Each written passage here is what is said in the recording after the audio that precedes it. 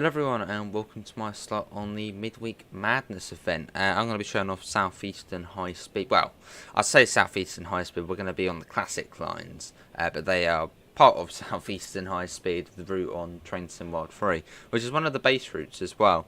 And we're going to be doing it in the lovely Network, which probably is one of the best sounding trains and looking trains probably in the game, personal opinion.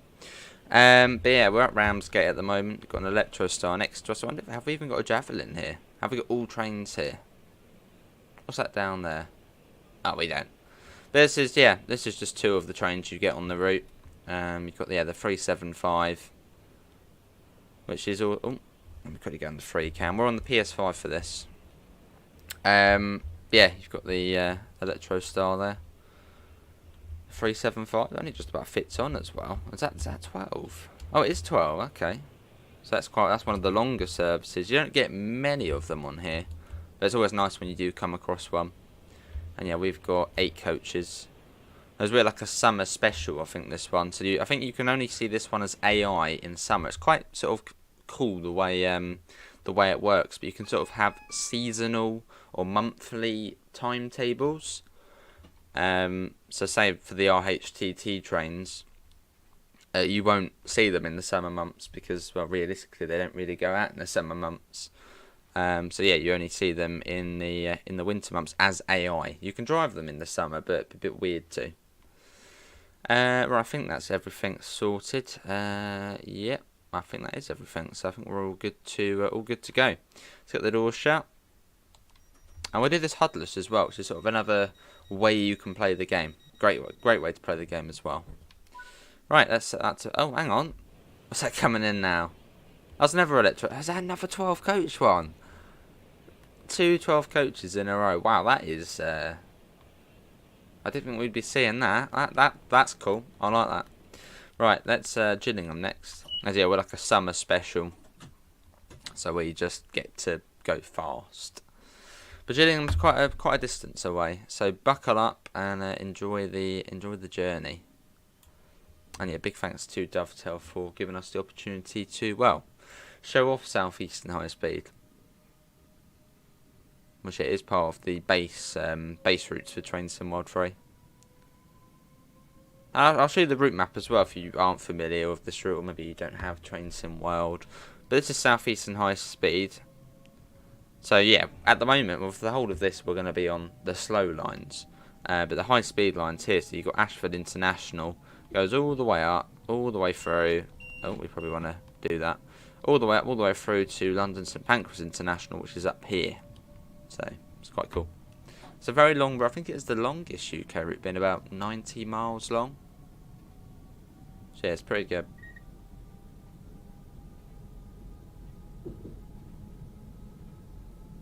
There we go.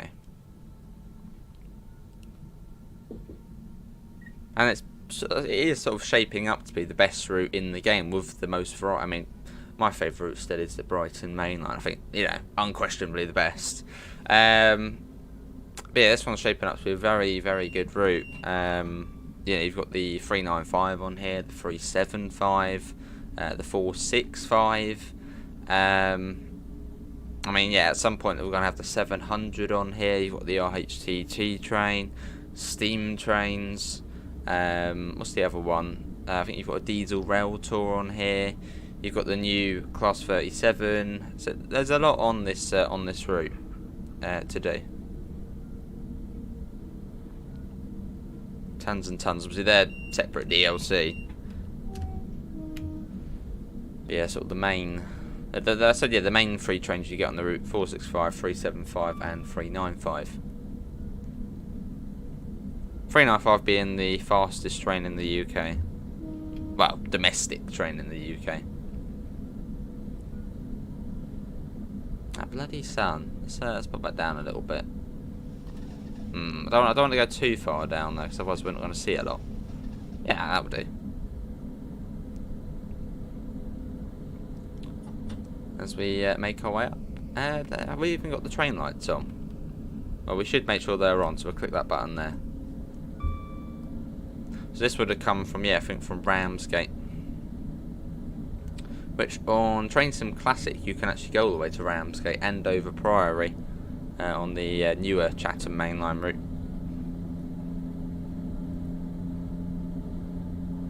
Love this train at speed. We can only go up to 75 miles an hour. I mean, we could be a little bit naughty and go a little bit faster, but let's try and stick to the to sort of the rules of this train, which the max permitted speed is 75 miles an hour. The max speed 75, even though it goes much more than that. So we'll coast it. Put that down. Went a little bit cheeky there. I think we went up to 77 when it was 75. So yeah, we'll just keep it at this speed for now. So we're going to be passing through Tenham, Sittingbourne, Ewington, Rainham, and then Gillingham. Now I think we have quite a bit of a wait at Gillingham as well. And I think, yeah, the other stops are Chatham, Strood. I actually don't know what other stops are on this service. Let's have a look. We've got Gillingham, Chatham, Rochester, Strood. Okay, Gravesend. Okay, so we are sort of slow once we get to Gillingham-ish, or semi-fast.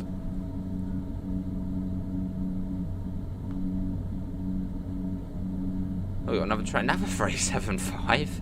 375 galore. Is that another 12 coach? Oh my god, 3 12 coach units in a row. That really is a surprise.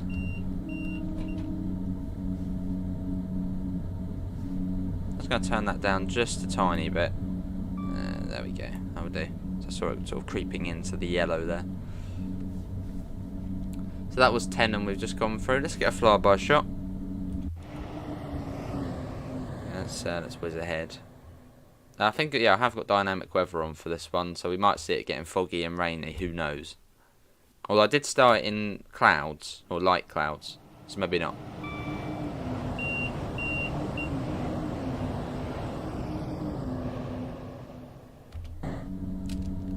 Yeah, it's a very nice train to drive, and I know quite a lot of people like this one because it's sort of got the big open wind-ish. Obviously, you've got this thing here, but it's a big open window, whereas on quite a lot of UK trains you're sort of tucked to one side. You've got the gangway in the middle.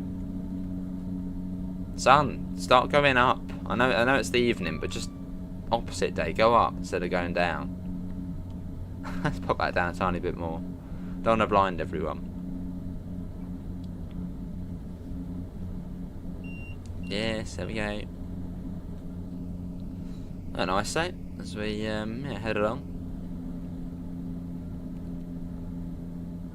Speed up just a tiny bit. But yeah, if you're in the Electrostar Javelin, you can go right up to line speed. But yeah, as we are in the 465, I mean the max permitted speed is, well, 75. So unless we want to be a little bit naughty, which we don't want to, let's just stick at 75. Coming up on Sittingbourne, quite like the approach into Sittingbourne, sort of quite high up on the embankment as you sort of, well, I suppose, fly past the suburbs.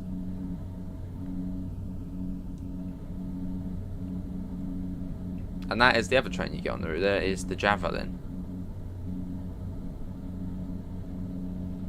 And that's 12 coaches as well. I mean, not as impressive as the seeing the 12 coach 375, but still.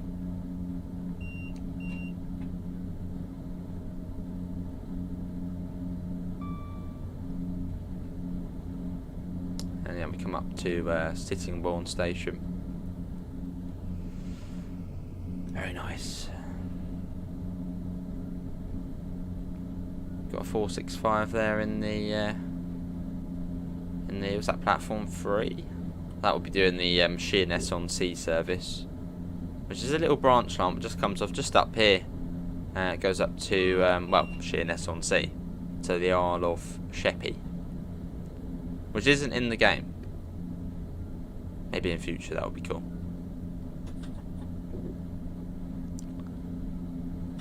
So yeah, gone through Sittingbourne now. Sun's still beaming against the front there. as we make our way up. So yeah, this is just one of the ways you can play the game. You might think, oh my god, what is he doing? How's he playing it like that? We've done this route quite a few times. I mean, the first time we did this route was back in February 2021 on Train Sim World 2. Then it had its upgrade extension.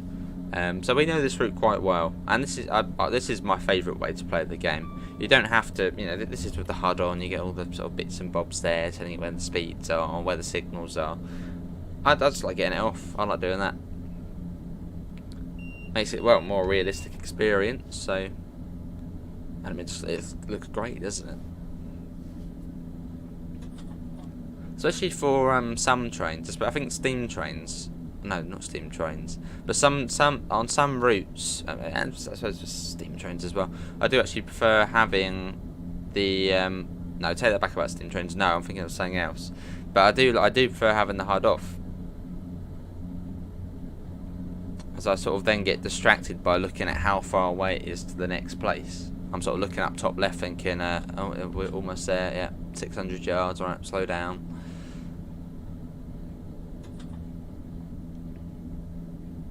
So this is the best way to play, and if you know a route so well, get it off, get the HUD off.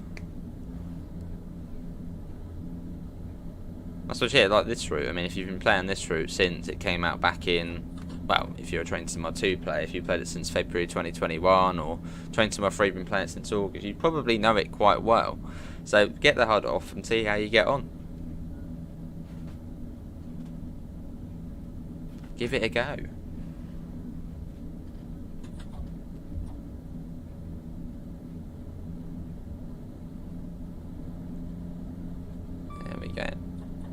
Cool.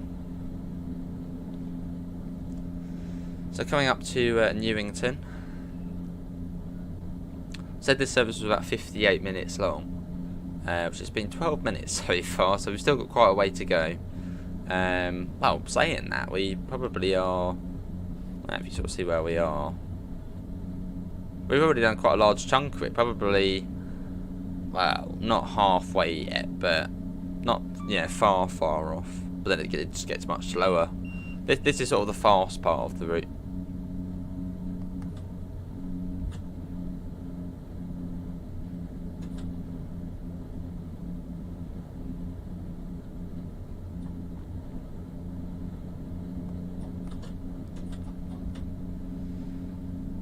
The next speed drop is at Rainham. At Rainham it comes down to, no, not Rainham, just before Gillingham Depot. I think it comes down to 60. So we have cheekily gone over a couple of times. No biggie, no biggie. Yeah, this is the Networker, which is quite lucky really, because if you played this route on Train Sim World 2, this was actually a separate DLC. So yeah, basically you've got the route, then you had to buy this separate. But now it's just part of the base game, part of the route.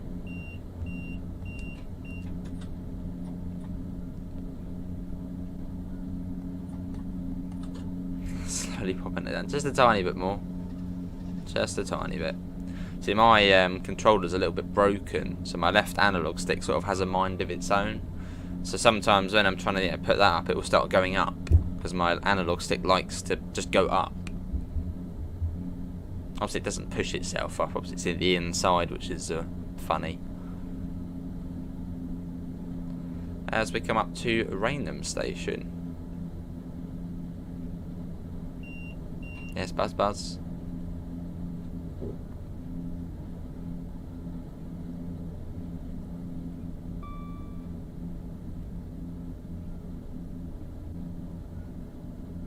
There's Rainham.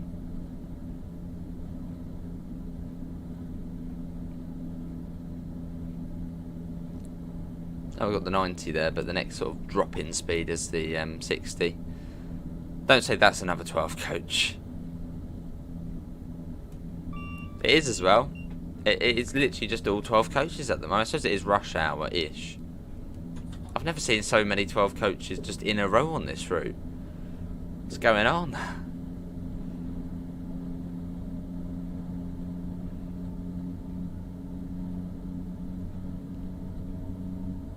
up a little bit. I like the way they've also got CSR boards on this route, the cab secure radio boards, even though I don't think that is used anywhere anymore. Do correct me if I'm wrong. But I like the way they've still got the sort of signs there. Whereas the CSR was the predecessor to the GSMR, which is the sort of radio.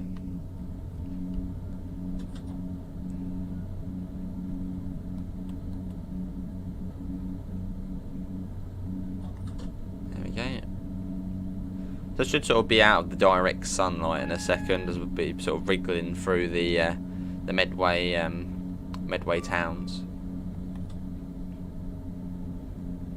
And that's down to 50 at the other side of Gillingham Tunnel. That's our next drop in speed. So let's pop that down.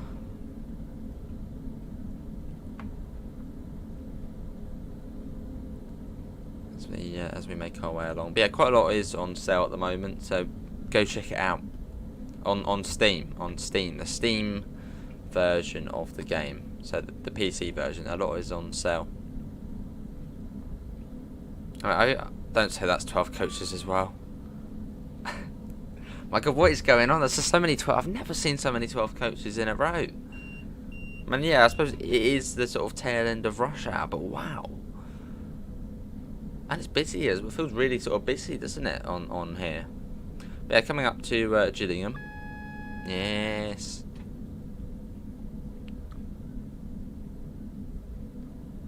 But yeah, I'll go through what is on sale in a minute. I've got the list here, so we can have a little look. I'm recording this a little bit early as well, so it might have altered a little bit, but it should still, I suppose, relatively be the same. So we can have a look.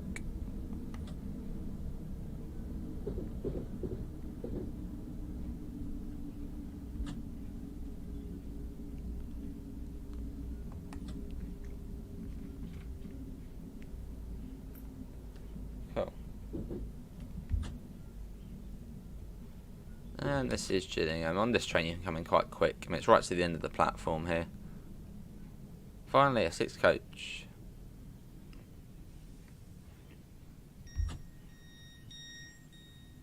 We could have tuned a little bit quicker there, actually. But anyway, here we are.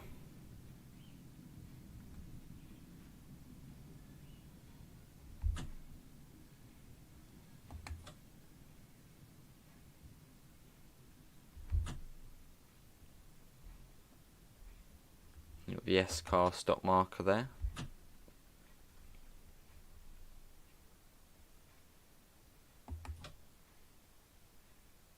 That'll do.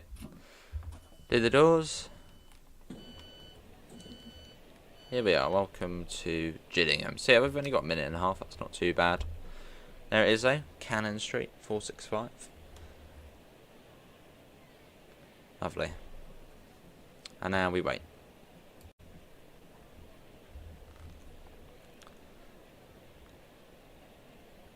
Yeah, so we're a bit slower now. We finally will be having a few stops.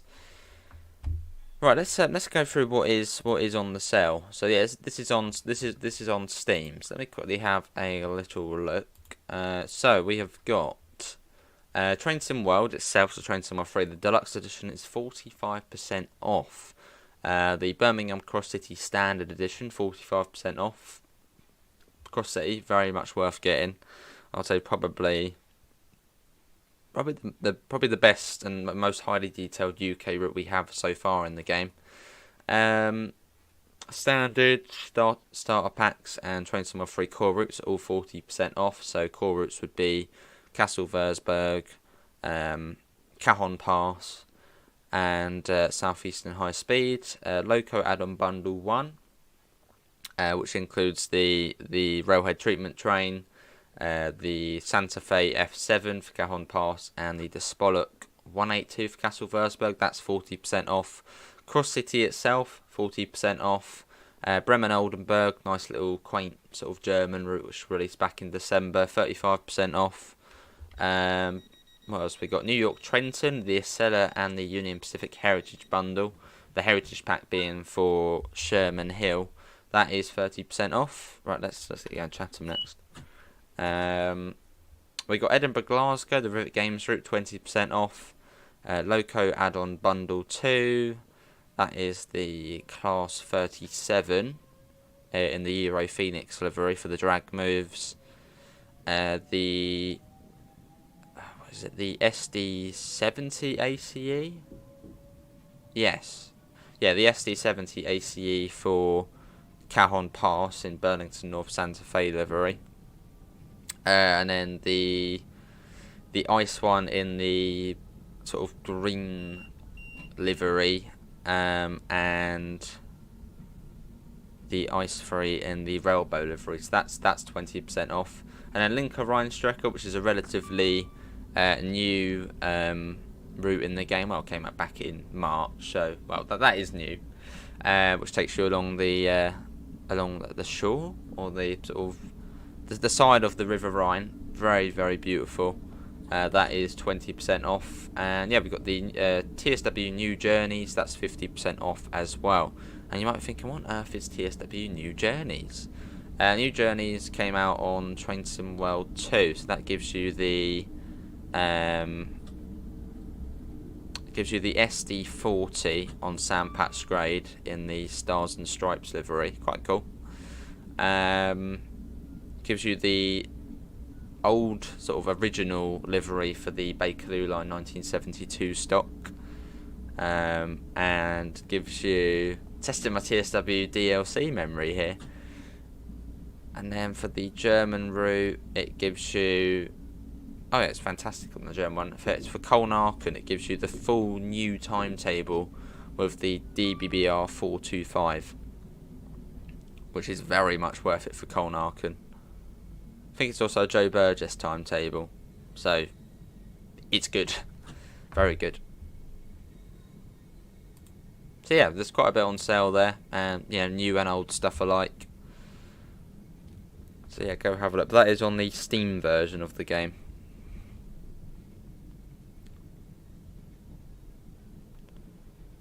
And yeah, coming into Chatham, everyone shouts very loudly, "Hello, Dovetail." Maybe they hear us.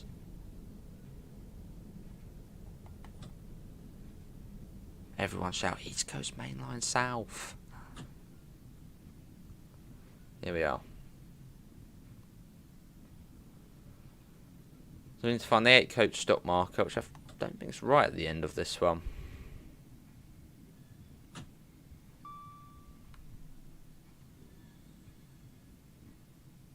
There it is.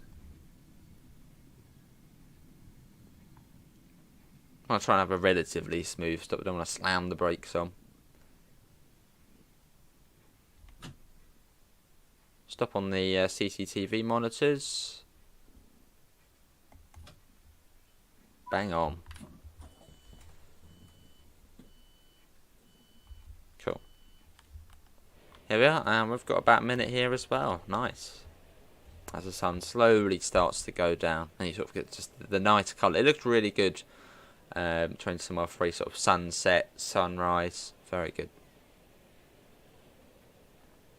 That's sort of one of the drastic differences between 2 and 3, was just the sky.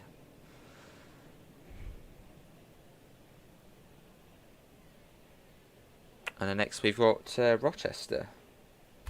So it's a bit slower through this area.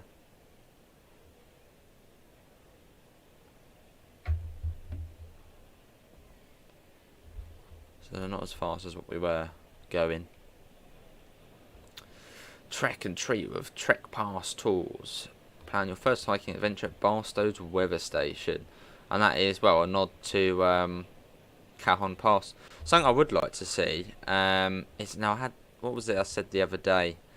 Oh, I can't remember now. Was it? Yes. Well, I suppose that sort of does nod to Cajon Pass, but something out of Farm Sim's book. Oh, we got a another 465 coming in on Farm Sim 22 on the ad boards.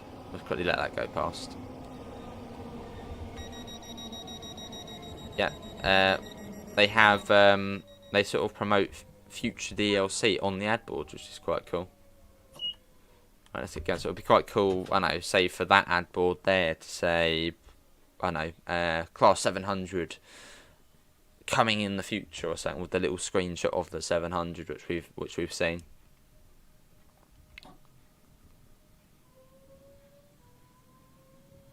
And we're off. We've got the regen brakes off for this one. Into Fort Pitt Tunnel.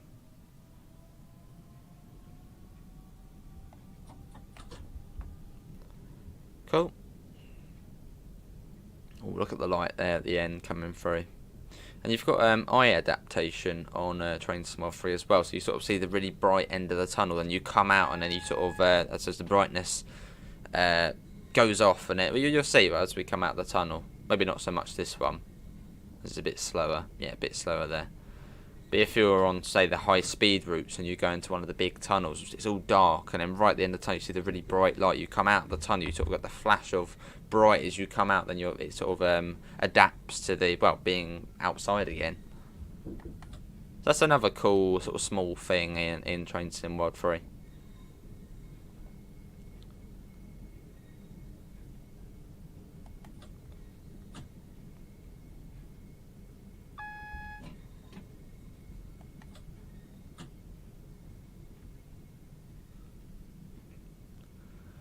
Got a double yellow, so probably are going to be following something. Caught up with something. Oh, unless we've got a wait on the bridge, maybe. Might be something coming down the Chatham main line from London. Welcome to Rochester. The new Rochester station.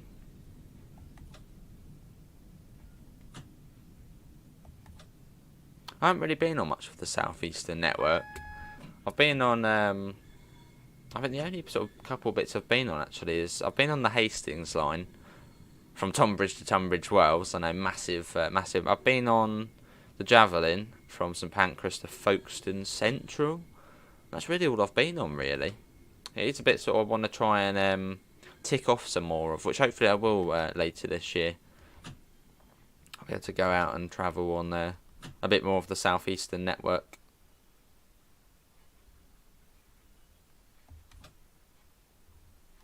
Sort of trying to line out the screens there as well, and the stop marker. Here we are.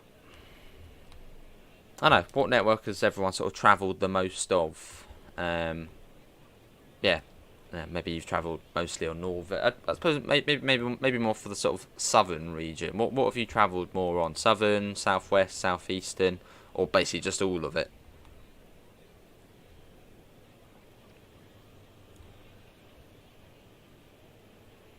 Yeah, so we've got a single yellow, so that might be for the junction, possibly.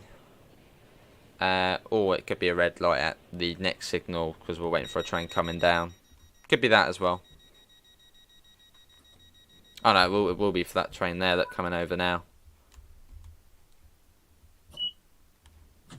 Because I don't think you would have a single yellow if you were going across the junction anyway. Or at least here you wouldn't. That should clear off in a sec. Yeah, it's a green. Yeah, I was thinking, yeah, you don't get a single there if you're going right. And I think at the back end of this unit, I saw something a bit different. Yes. Now this, what you're going to see here, the second unit, I think actually back to, is it? That's not another 12 coach, is it? This is part of the Loco add-on bundle 2. You get the class 37, but then you also get the classic yellow Southeastern livery. Obviously, there's quite a low chance of seeing that, as this is set in, well, it used to be 2019, now it's 2018. Yeah, so you can see that now, which is cool.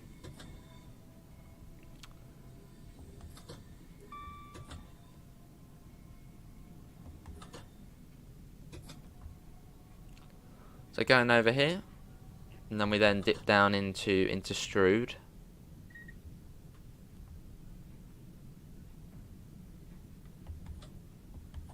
Got to bring that right down as well. Comes down to 15 as well, a bit further down.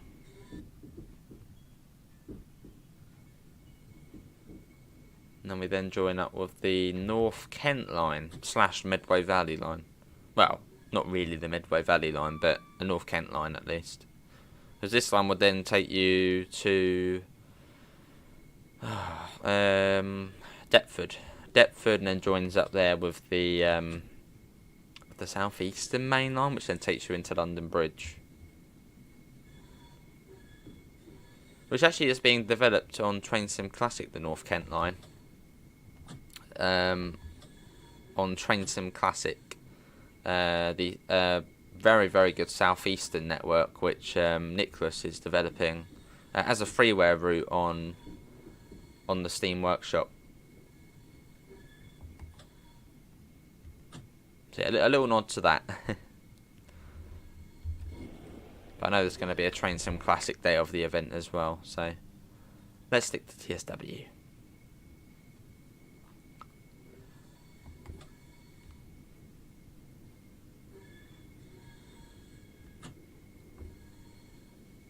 And I'm 465.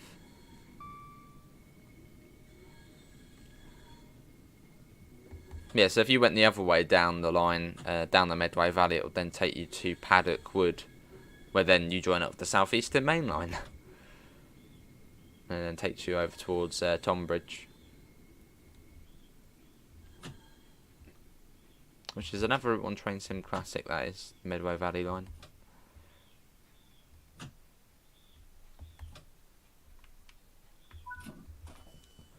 There we are. This is Strood.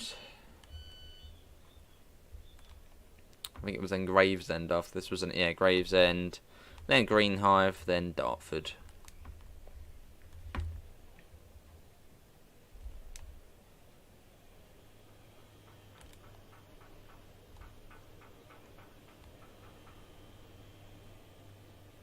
Oh, and also you've got PIS as well on here. Why is this one not on? That's weird, that one's not on. Well, you usually have PIS on here. Oh, hang on. What about this coach? There we go. Southeastern Service for Cannon Street, calling at Gravesend, Greenhive, Dartford, Slade Green, Erith, Belvedere, Abbeywood, Plumstead, Woolwich, Arsenal, Woolwich, Dockyard, Charlton, always goes the way, sort of long way, West Combe Park, Maze Hill, Greenwich, Deptford. Oh no, there's the North Kent, London Bridge, and Cannon Street. Obviously, you don't actually go that far. This line only goes as far as Dartford. So quite slow out of here. Yeah, Gravesend is our next station stop.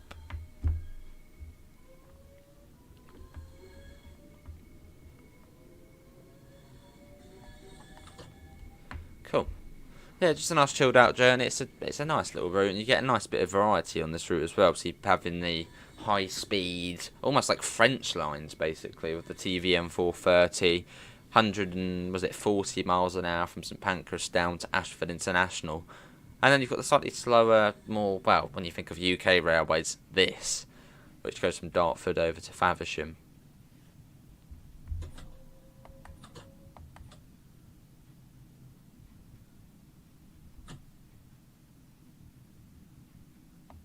I'm being very speed happy today on this. Let's Jabed speed up very shortly. That'll do, right up to 70, let's go. That'll come down to 50 near Gravesend. But you should see the eye adaptation in play in these tunnels as we'll be going slightly quicker. So yeah, just look at sort of the flash of light as we come out of the tunnel. What we got there, that is a Javelin. 12 coaches as well.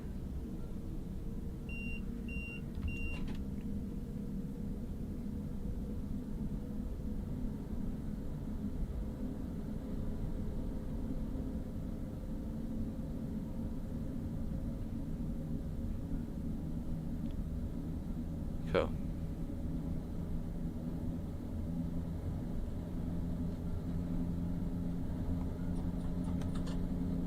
There we go, along we go.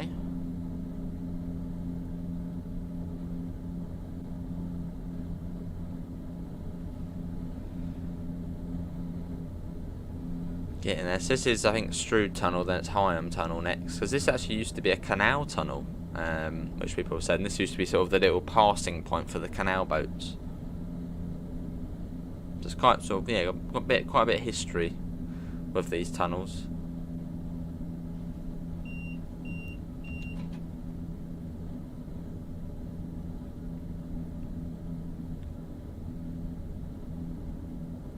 Yeah, it's a nice train to drive, the 465. Don't know what my favourite one would be for this route. I mean, probably the 375. I do like my Electro Stars. I know everyone's gonna be like, oh, Electro Stars. I like them. But then I do live in third rail territory, so it makes sense.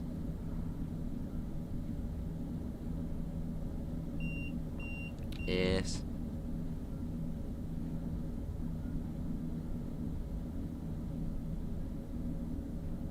As we come up to, well, through Higham. Yeah, you've got a nice selection of third rail routes in the game. You've got the Brighton Main Line, East Coast Way, Southeastern High Speed, the two versions of the Isle of Wight. The Isle of Wight, I suppose 2020 with the 483, and then the Isle of Wight 2022 with the Class 484. Am I missing one? No, I think that's all of them. Oh, the Bakerloo line, I suppose, but that's fourth rail / third rail. I suppose above Queen's Park above, I think it's third rail, isn't it? Or at least you can see the third rail there. Now I think that's all of them now. Yes. Hopefully I'm not forgetting one. I mean, you have got the American third rail routes as well. You've got the Harlem line, which is absolutely fantastic American route, probably still one of my favourite American routes, and the Long Island Railroad. They're both third rail. This is Who Junction. Well, yeah, I would love to see a backdated third rail route. So maybe like a 90s Network Southeast with a 411 or a 421, 423. Those cool trains. It'd be cool to see one of them in the game. Or maybe just a backdated Brighton Main Line. That would be cool with like a 73 and some cool stuff. There's a 60. Oh, I've completely forgotten there. I always forget about that train. But yes, you also get the class. I apologise. You also get the class 66 on this route as well. I always forget about that. Because yeah, previously you didn't get the 66. That came over from East Coast Way, I think. So now I apologise. You get the 375, the 395, the 465, and the class 66. I know quite a few people. I would imagine quite a few people on chat were like, "He's forgetting the 66." But yeah, you get the class 66 as well. I'm still used to the TrainSimulator 2 version of this route, even though it's been, quite a while.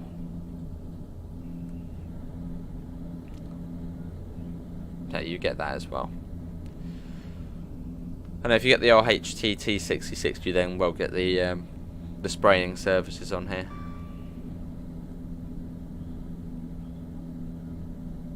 So you can do some freight stuff on this route as well.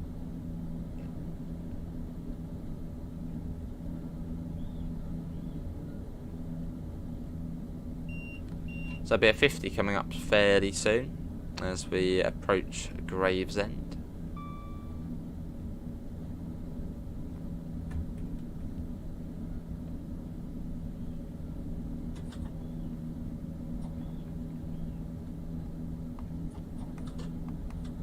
So let's pop that down. There's the warning board for it. So coming down to 50, and then down to 30 coming into Gravesend. Platform number 1. As you've got platform 0 at Gravesend. Same with Rainham as well. Rainham's got platform 0.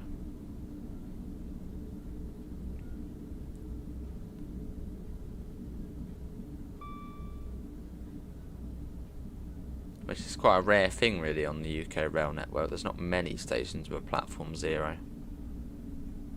I think King's Cross is another one with platform 0, I think. Yes. And also Cardiff Central, I think that might have a platform 0.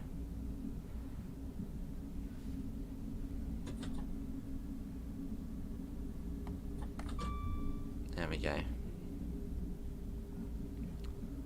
So again, sort of the latter stages of the route now. I mean, from Gravesend to Dartford, it's sort of 15 minutes or so. It's not too long.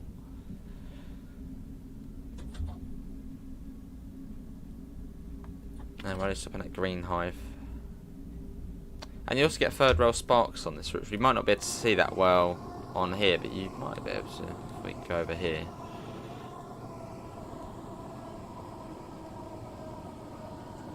Yeah, I doubt we're really going to see it much, but you can see the sparks on the third rail. Well, that's a good question. What sparks does everybody prefer in the game? Do you prefer the Isle of Wight 2022 sparks, or the, well, I suppose this route sparks? What do you prefer? It's a tough one, really, because I do like the sort of how, you know, much sparks come off of the Rivet Games 484 on the third rail, because it's quite cool seeing that. But I suppose it's more realistic, the one on here. I don't know. What do you prefer? Isle of Wight 22 sparks, or, well, Southeastern sparks?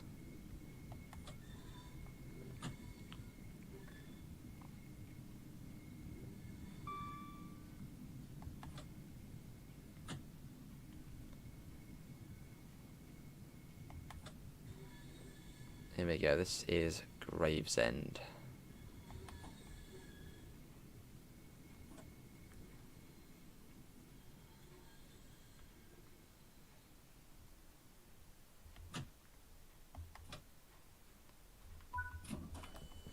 Here we are.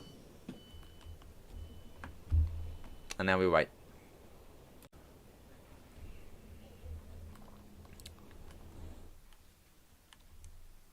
And a little fact about Gravesend as well. I mean, it's not the jolliest fact, but this is, I believe, where Pocahontas, because we're really close to the Thames at the moment. I didn't realise Gravesend was so close to the Thames, but it's literally just over there. This is where Pocahontas passed away.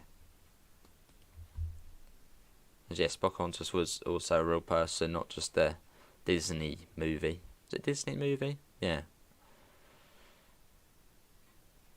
Yeah, I think she came to London with a, I suppose, British husband, and then unfortunately got ill, and then I think, yeah, was sort of on the boat back, and then passed away around Gravesend. I got 1 minute.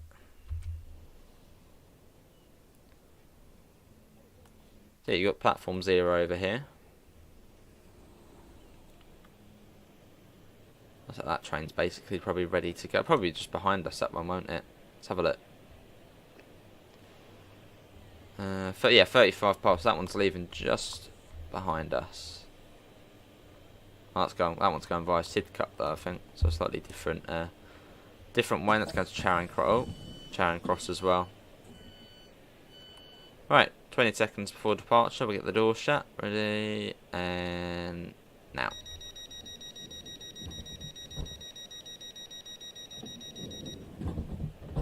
Let's get some external action.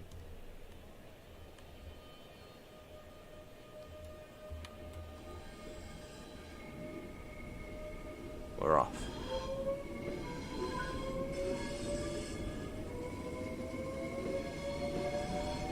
Sounds good.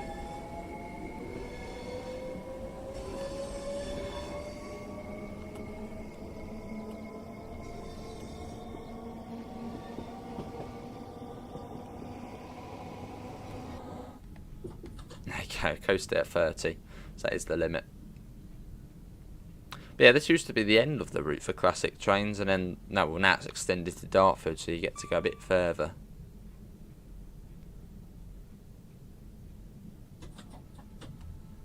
So we're going to be passing Northfleet and is it Swanscombe? I think it's Swanscombe. Yes, yeah. Northfleet and Swanscombe, then it's Greenhive. And after that we'll then pass through Stone Crossing. So up here you'll see the high speed lines going off to the left, which then joins you, well, takes you to Ebbsfleet International.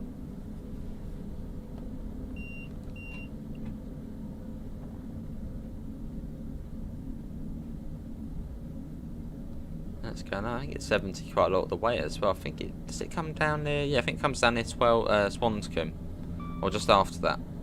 It's been ages since I've been on this bit of the route.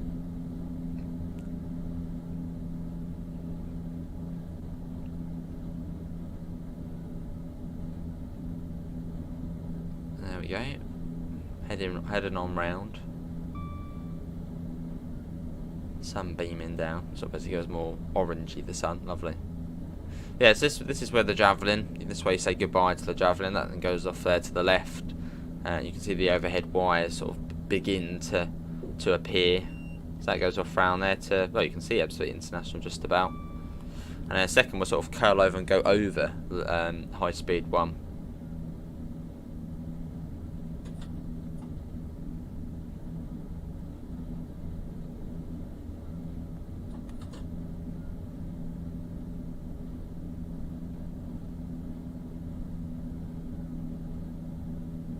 There's Northfleet. Look at that sun though. This is when it starts to get really nice.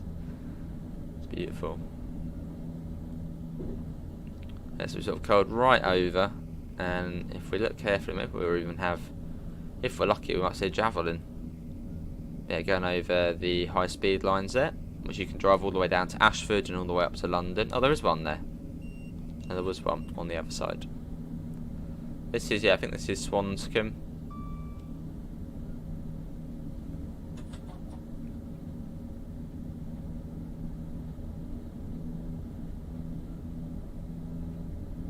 I don't know if it does come down. I've got a feeling it does come down to 50. I don't know. I've got a feeling it does.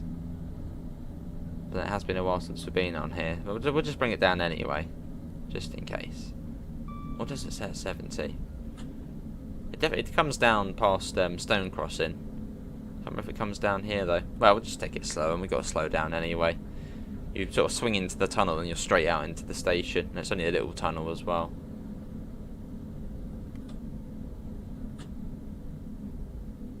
Oh, maybe it does that 70 then, okay. Yeah, it does. I'm surprised it doesn't come down really, but yeah, still 70.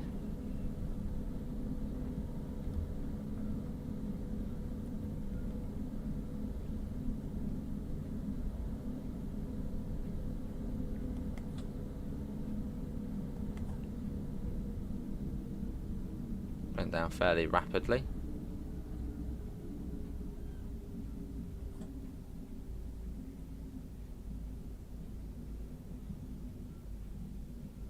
Here we are, this is Green Hive. Quite a nice modern station as well. As is with one of the sort of newish accessible bridges, which they're putting in everywhere.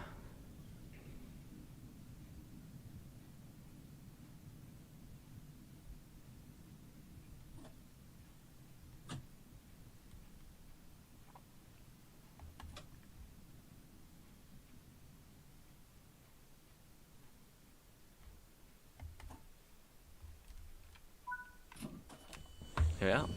So yeah, this part of the route here, well actually, well from Rainham all the way to Dartford, this is where we'll be driving the 700 when it comes out on the Rainham to Luton services. Can't remember the head code for the Rainham to Luton ones. What does 9 Papa ring? But no, is it 9 Papa services? Well yeah, the Rainham to Luton services you'll be doing along here.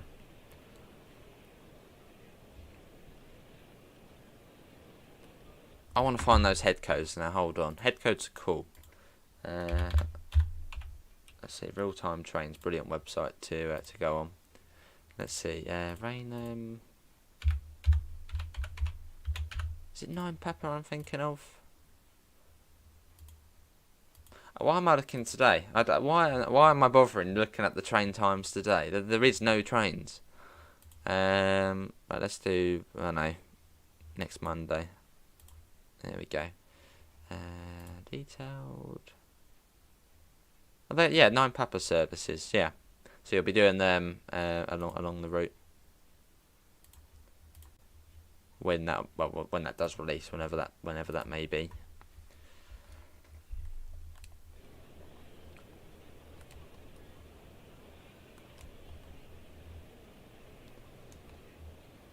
Everybody, all their hats on. Oh, another one coming in. Oh, does that even stop? Oh, it is stopping, yeah. I think.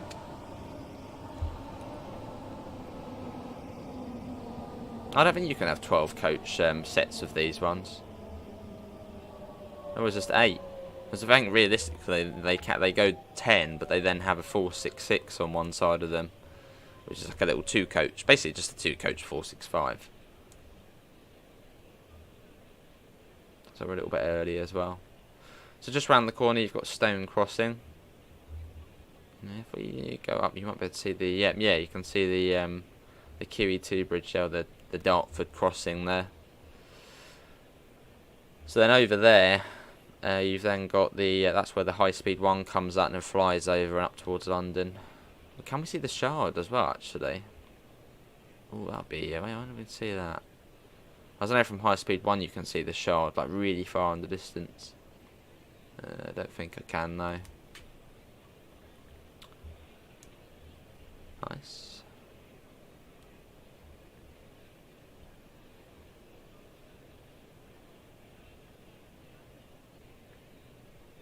As we wait.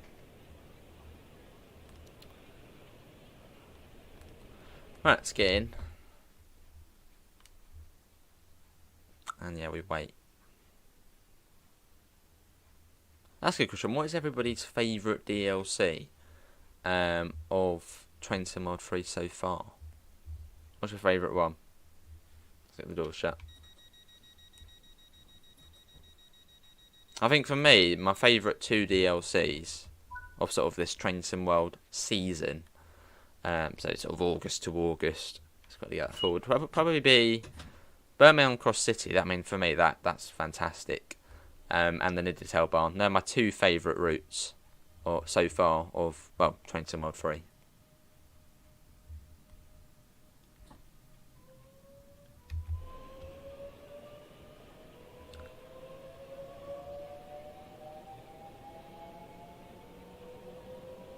Well, I don't think the Niddertail Barn's on sale. But when the Niddertail Barn is on sale, I highly, highly, highly recommend it.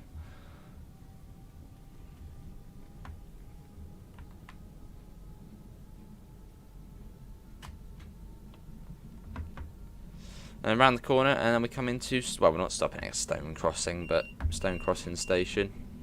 You do get stopper services. That one we saw at Gravesend, they most of the time stop at these stations.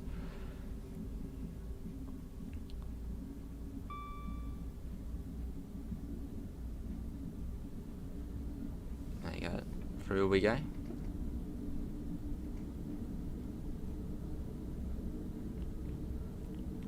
Let's get one last flyby shot.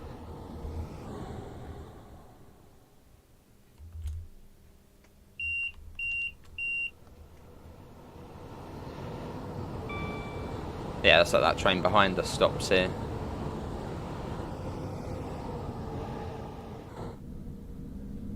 There we go. And yeah, we've got a warning for a 50 coming up, so we'll pop that down. Like that. There we go. But yeah, thanks everyone for coming into my midweek madness. So hopefully everybody has enjoyed it in some way. And big thanks to Dovetail for the opportunity to be a part of it. I think I also might be on for the Train Sim Classic Day as well. And so far, I think I'll be doing the West Coast Mainline Trent Valley, which is another superb route. Things could change, I'm not sure, but yeah. I believe that's what I'll be doing on the TSC day. But yeah, I suppose do stick around. I'm sure there'll be some more content after this from either Dovetail or other D2G ambassadors.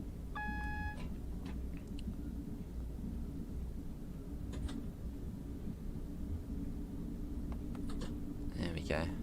But yeah, fun little service to do. One of the summer services as well, which I suppose shows off one of the seasonal timetables. As I think I've set this to June, so they should be running then. Yeah, so it sort of shows off one of the seasonal timetables, which yeah, you can do it all year round, but you won't if you're doing another service. You won't see this one as AI in say December. It won't be there. I think there's a 20 coming into Dartford, so it's quite slow. As this is a, I think quite a few trains terminate here, then they then go back. Sort of the really slow, but Southeastern metro services. As we're sort of nearish to London now. Imagine this route being extended again, though. The thing is, I wonder if they would extend this route again, or just do a completely separate route. I mean, it would be quite cool to sort of see the route expand even, maybe if it becomes the Southeastern network or something. Yeah, it would be cool to see this route expanded again. Is that a diesel train? I can see fumes, unless there's something on fire. No, there's not fumes, it's just it looked like fumes, that little sort of purple building ahead, it's got sort of a blue line on it, looked like fumes coming off of it, sort of in the sun. But yeah, I wonder if they would extend this route again. Southeastern, extended. I think it would be quite cool. I mean, it's another bit of third rail track, I suppose. But I reckon they'd probably do a sort of a whole separate route, like Chatham Main Line or something. And let Smudge just come to join us right at the end. My cat, I don't know if you can see her. Just about, you can see her tail.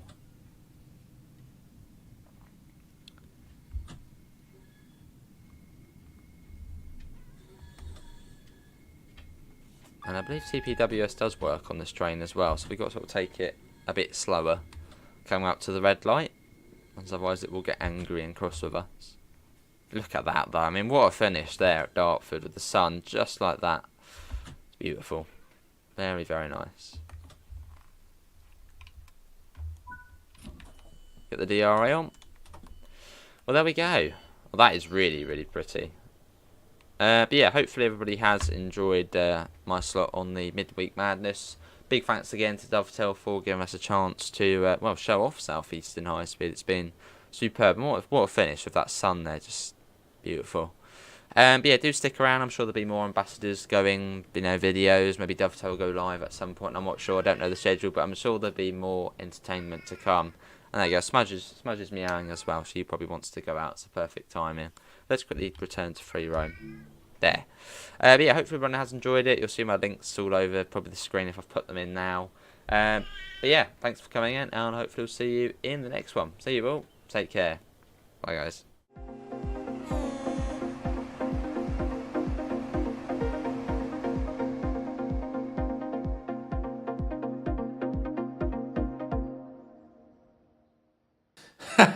Oh, thank you very much, the British Ace, for that awesome look at Southeastern High Speed. If that's piqued your interest and you'd like to give it a go for yourself, Southeastern High Speed is available as part of Train Sim World 3 Deluxe Edition and Standard Edition, which are both 50% off right now in the Train Sim Madness sale over at Steam.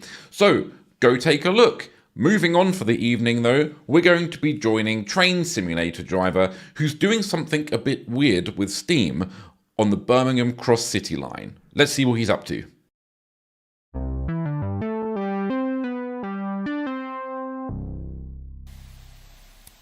G'day viewers, we're here at Bromsgrove and we've got a 6P Jubilee locomotive and it's called Thunderer.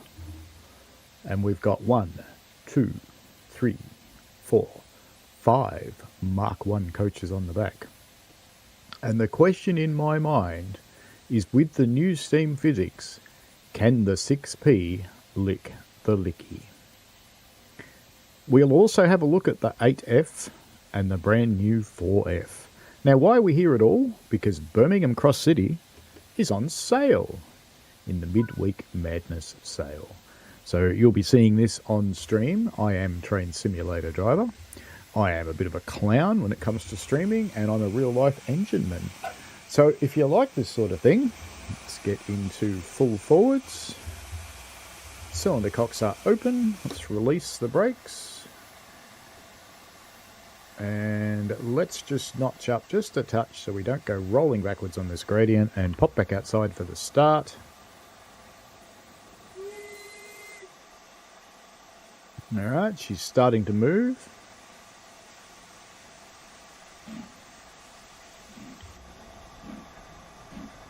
Now, before the changes, the Jubilee did struggle mightily with the licky. I'm not sure if that's going to be much different, to be honest with you. We're off to a good start at the moment. Still accelerating. Let's accelerate as much as we can because it's going to get steep very quickly. I think with the steepness, let's just keep it at 60. And 60% on the regulator. Right now we're using a lot more steam than we're generating, so this isn't going very well. Come on, Thunderer. You can do it. Prove that your name is about storms. Storm up the Licky, Thunderer. You can do it. It's still accelerating at the moment. Yes, and I'm being reminded to go closer to mid-gear, but, you know, we're on a 1.8% gradient, so that hint doesn't really apply that well. But let's see how we go. 60% on the reg, still doing 22 miles an hour, but we are losing speed so fast now that we're on the heavier part of the gradient. So let's go up to 50, and let's go up to 80 on the reg. I'm not going to put the regulator all the way on the roof, because only bad things are going to happen from there. If you're wondering where that term comes from, you can see the regulators here, and putting it on the roof means to put it all the way up there. Not going that well. We're still slowing down. We're on the steepest part of the gradient now. Let's go back up to 60 on the reverser. 65, that'll do. We are still slowing down. Alright, let's go all the way on the reverser. We're now in full forward gear. We are now only using the boiler pressure. Oh, this isn't going well at all. We are starting to make steam though, weirdly. Let's go up a bit more. I don't think Thunder is having a good time of this.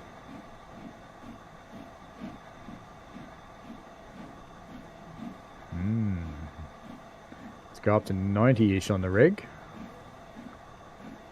We're losing it. We're losing it. Well, it's become clear that Thunderer can't handle 5 cars on the Licky. So I think the time has come to cut one loose.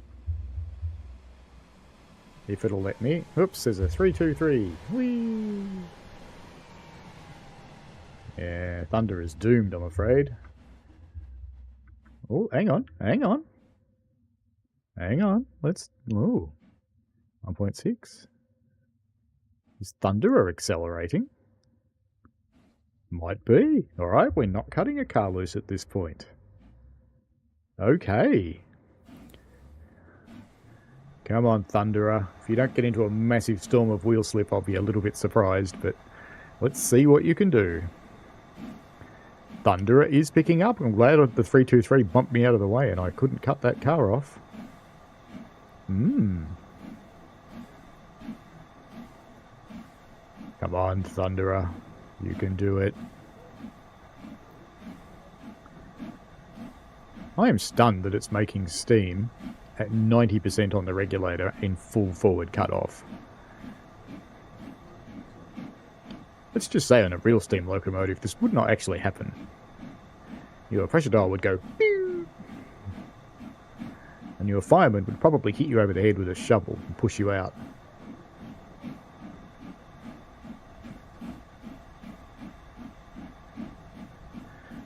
Yeah, I'm sorry, boss. Didn't mean to arrive here single-handed. Driver fell in the firebox. Couldn't do a thing about it. It's just too hot to get him out again. Gotta say, 6P's picking up some speed here. Thunderer might actually do this, you know. We've got a fair way to go. We don't have to get all the way to Barnt Green, but we've got to come close.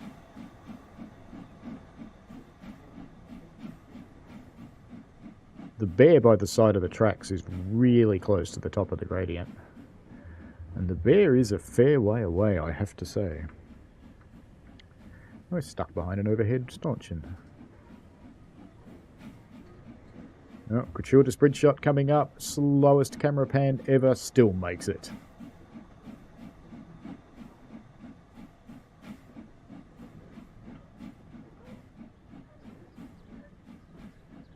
Ooh, no, we're losing speed again. Maybe I spoke too soon. Come on, Thunderer.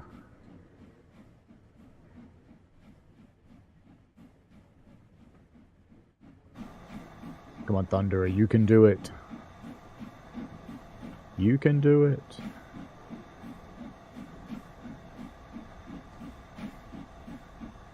Get those great big wheels of yours turning.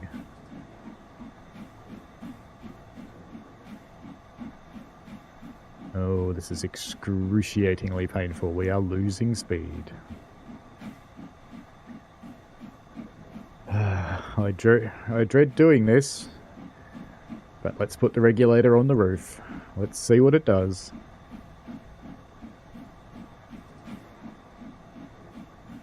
So we now have the full boiler pressure going into the steam chest, basically. But because we're on a full forward cutoff, we're not using the expansive principles of steam at all. We're just using the pure boiler pressure to push the wheels around. To my amazement, looking at the HUD over there on the steam HUD, it is actually making some headway. Hey, where's my head? My head's not here. There's my head. Hello, head. How are you doing? Haven't seen you for ages.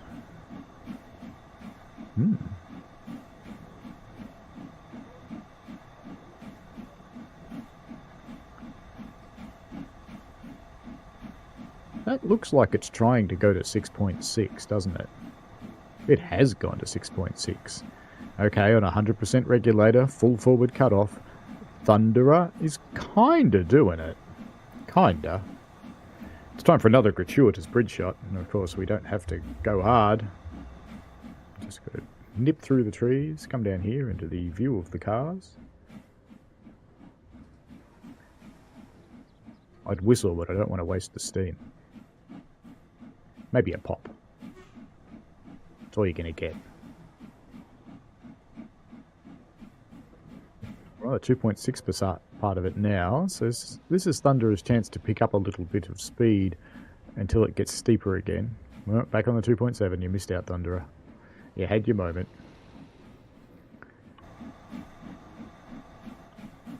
Here is an 8F, sorry, a 323. What did I say at 8F?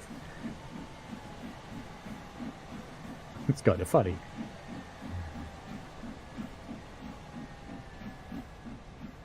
Little 323 winging its way down into Bromsgrove. The 323 is, of course, the stock train for this route.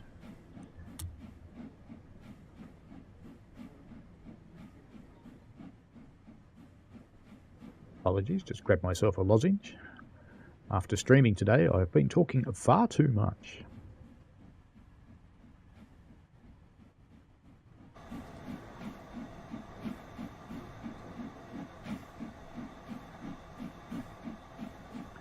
I reckon you could get that beat into sort of some slow EDM. Kind of works. We've almost made it to the sheep paddock.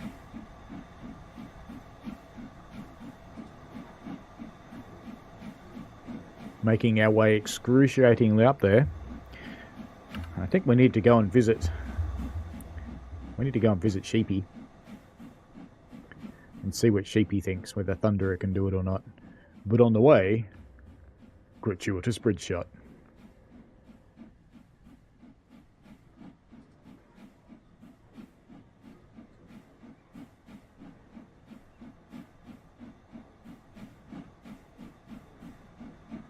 Come on, Thunderer. I am relatively impressed it hasn't just collapsed into a massive wheel spin, to be honest. Because it would have under the old physics. In fact, it didn't used to get this far under the old physics. It used to pretty much grind to a halt. You could sometimes get it to get up the hill, but not with any great dignity.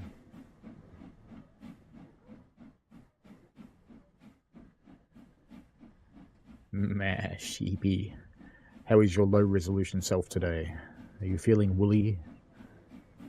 Up there we've got... Oops, how did I do that? Wah!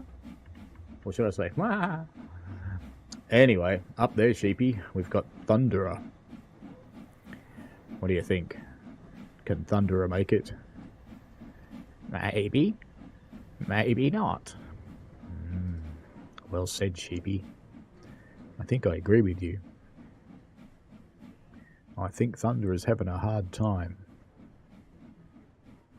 We'll see, eh, Sheepy? We'll come back when it's time to talk about the 8F, and then we'll do it again with the 4F. See you later, Hubert.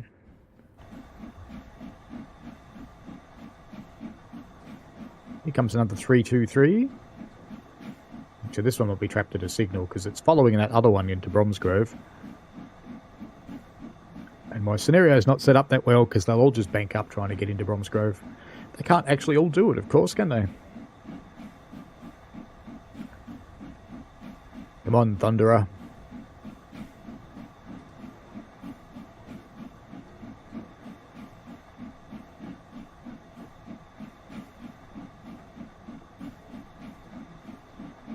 I kind of do want to set this to some nice EDM beat, but the trouble is, finding something that wouldn't get me a strike, that was still good, might be a challenge. So just imagine in your head an EDM beat going along to this.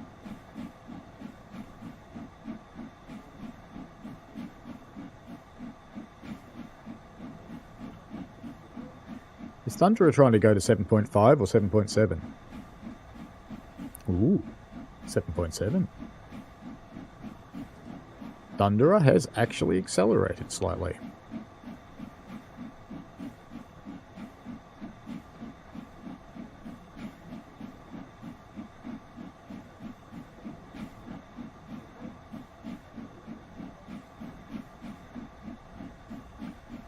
Still climbing, excruciatingly slowly.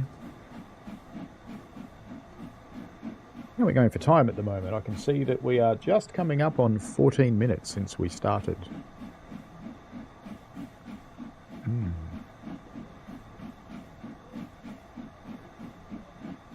14 minutes, and I need to get over this locomotive. And we're at 3602. Okay.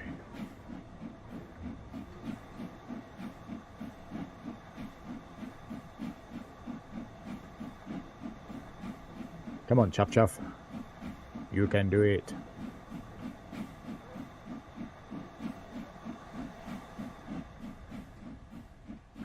Go for a little cruise. Pick up a gratuitous bridge shot on the way because we have to. And then we're going to see what she looks like from inside a 323.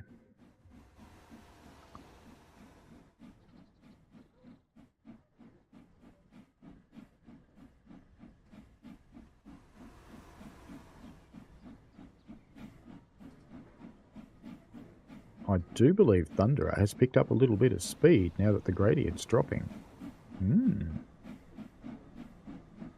It's going to make it, you know. It's going to make it.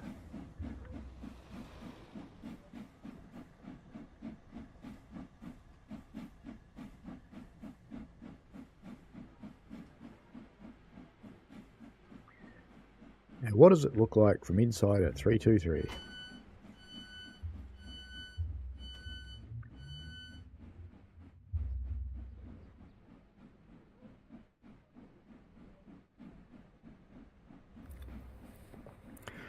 Ladies and gentlemen, if you look out of our right-hand side facing Bromsgrove, you will discover 45703 Thunderer crawling up the Licky Bank, who was doing fairly well but is now losing speed on the verge of actually making it. It looks like she might actually not. This is not looking good, people. Neither is your opportunity to get into Bromsgrove because you're sitting at a red signal because the train before you is sitting at Bromsgrove and it beat you in there. Awfully sorry about that. Now look at Mr. Creepy peering through the seat. Whoa, I'm on TV. Still losing speed out there. Okay, we'll leave you guys to it. Let's shut the door for you as you keep this sunny English day out.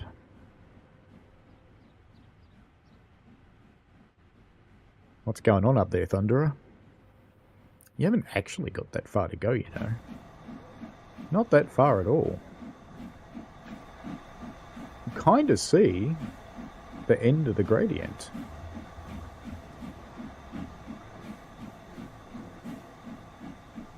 Come on, man. You're doing it. You're almost there. Look, it's just up there. You're going to make it. You're actually going to make it.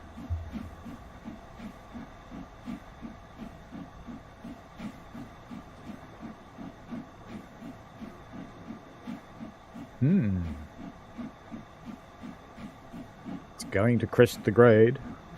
Let's go and sit up there where it will crest the grade, in fact. Oh, 8 key. 8 camera, why don't you land the way I'm going, please?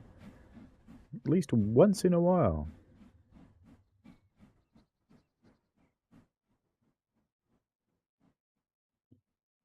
Come and sit up here in the sun with Bear, while Thunderer tries to get up the hill.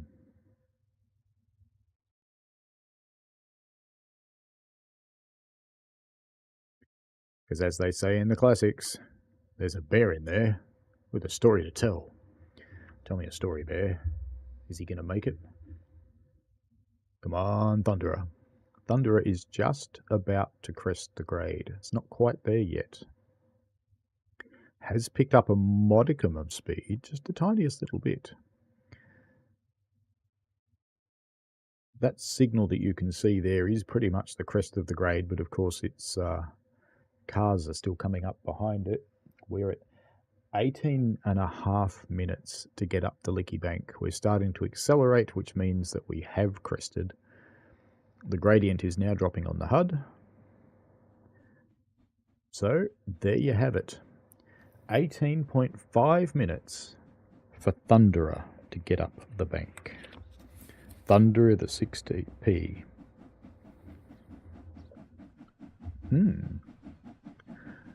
Okay. You realise now we have to try the same thing in the 8F, don't you? Alright, Thunderer, mate. You've done your thing. Off you go. Into the wild blue yonder. And we'll be right back just as Thunderer crests 20 miles an hour with the 8F doing the same thing. See you soon from the magic of video. And the grass goes crazy with anticipation for the 8F. G'day viewers, we've just seen the 6P in the guise of Thunderer lick the Licky. Badly. Barely made it. Using everything it had, it got up the hill. Can the 8F do any better is an interesting question. But before we start that, let's just get the doors open on the 8Fs, people start getting in. There's something that we have to do, because you may remember that the Jubilee only had 5 cars. And we've got 1, 2, 3, 4, 5, and 6. So what are we going to do? Well, it's pretty simple really. We're going to find the happy spot and we're going to leave one here. Uh-oh. Okay, let's get into full forward gear to get us going. The cocks are open. Ready, invisible fireman. Of course you are. Brakes are coming off. Let's get the big ejector open. And let's put on some... Oops, let's get the doors shut. And let's put on a bit of power so we don't roll back.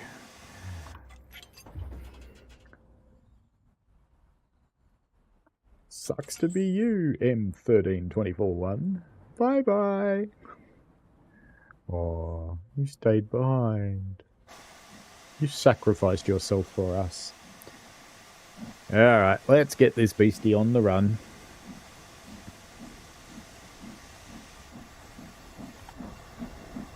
Close, get the large ejector closed. Let's try and build up as much speed as we possibly can. Let's get the regulator up to about 60, which is where we had it on the 6P. I'm not going to promise to do this scientifically and be exactly the same, because I'm just not.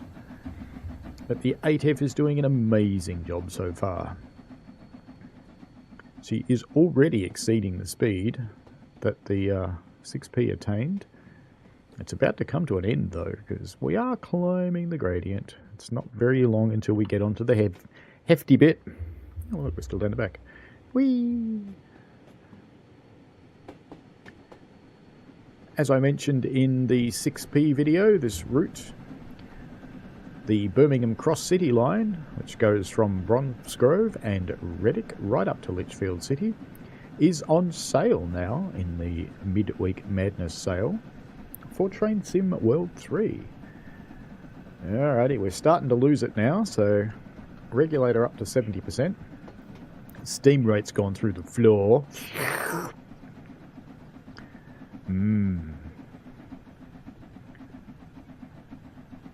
So our lovely little 8F that doesn't actually have a name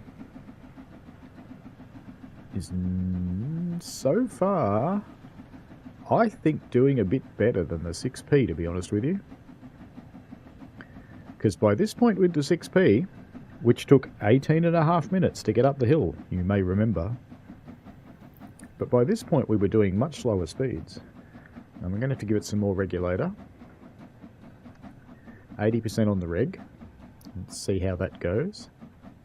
We're still losing speed rather badly. Oddly enough, we are starting to create more steam though, which is strange.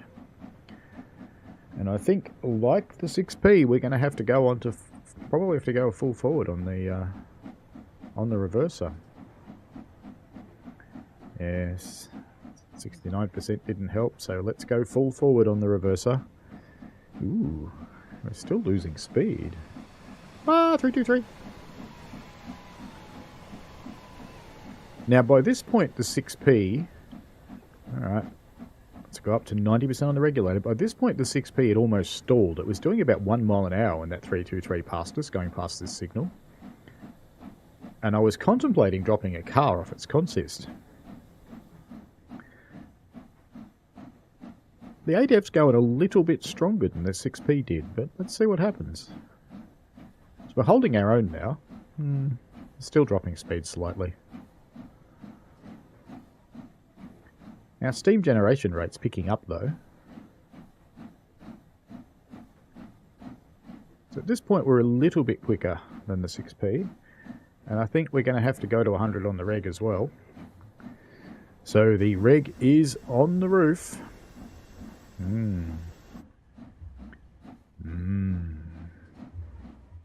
How's it going to go? Can I possibly make another really slow trip up the Licky Bank interesting? We all want to know though, right? We're all desperate to know. Can the 8F actually do it? We will of course go and visit Sheepy on the way. I do believe the 8F is accelerating. It's probably helped out by its tiny little wheels. It's certainly doing better than the Jubilee did. Take that, Thunderer. Thunderer, I think you should give your nameplate to this 8F. Because it's clearly more of a Thunderer than you are. 7.2, and we're still actually rising.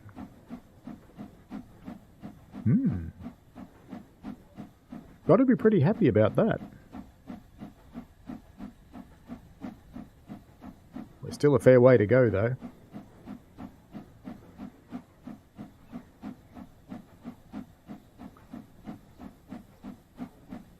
It's a fairly good sized hill, this one. And it did famously have struggling steam trains on it.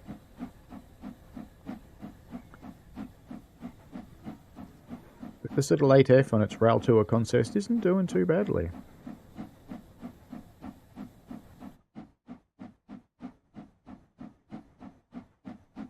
What number are we, 8F? 48 and 121.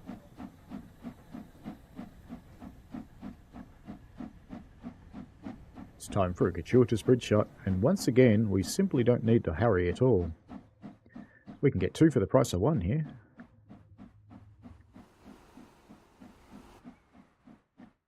I do believe I just hit a light pole and got thrown up in the air. Thanks, collision physics. Unreal Engine for the win.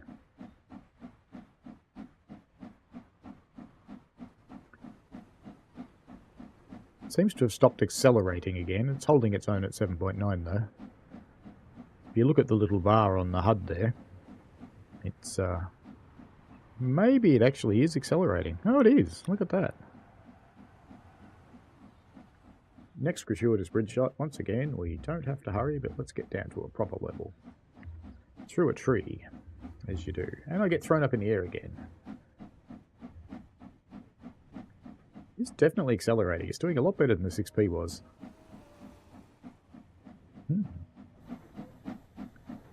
Chuff, chuff, chuff, chuff, chuff, chuff. Watch it chuffing, brother. Steam, man. Steam. I'm always chuffing steam. It's good for you.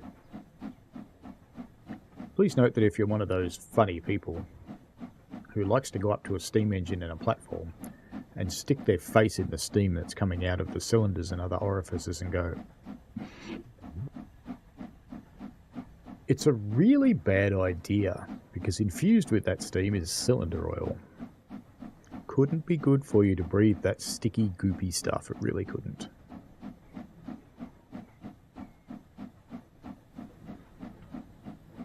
Well, there's the 323, and we're coming up on Sheepy's paddock, so we'd better make our way up towards Sheepy.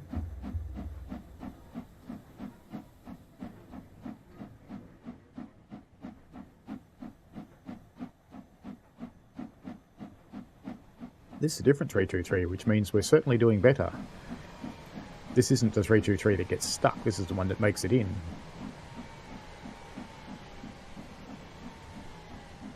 So at this point, we're only 9 minutes in. That's much quicker than the 6P. And to be honest, if you've sat here for both of them, I'm kind of impressed, but I hope you hang around for the 4F, because that's next. Jump, jump, jump, jump, jump, jump, jump. I can do it. I can do it. I am doing it. Alright, let's go visit Sheepy.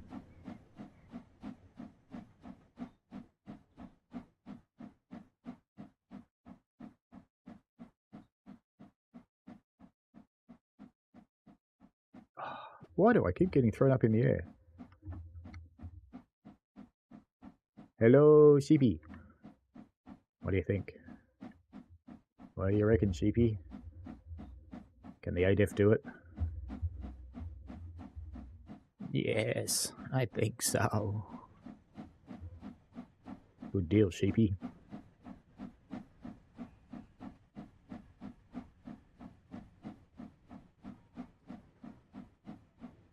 See you, Taculus. Ooh, don't speak too soon, Sheepy. Did you see the speedo? It just dropped. I know. I'm worried now. Alright, catch a Sheepy.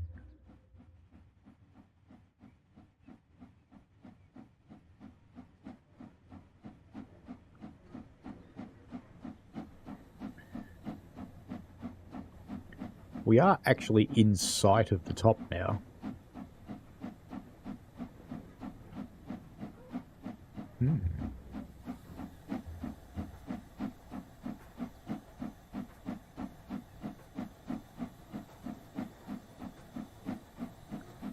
How to make a really slow run interesting. Here, look at my funnel. Not a euphemism, just saying.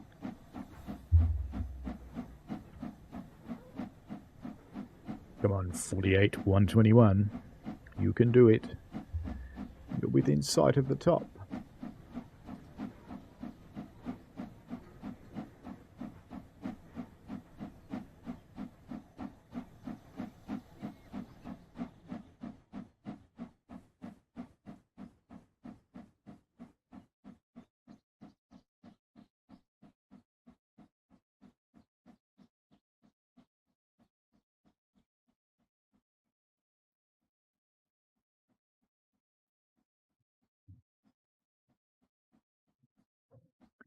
Still going, on the way.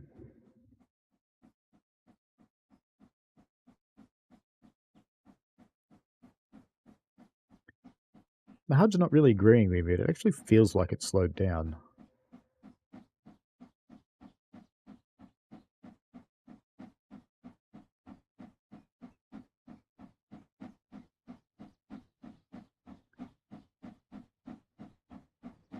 You haven't got that far to go, mate. You're doing all right. Should we go and see what an 8F looks like from inside a stuck 323? Seems like a plan. I should emphasize they're only stuck because of the scenario planner limitations, where you can only send them to the terminating station. And because Bromsgrove is the only station at the bottom of the bank, and I wanted to see a few of them, well, the first one gets into Bromsgrove, the first one waits just outside Bromsgrove, and the third one waits for the second one. It's just kind of how signalling works, really.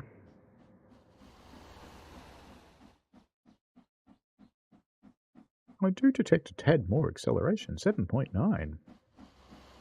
Doing much better than the 6P. 6P at this point was much slower. We are 13 and a bit minutes in.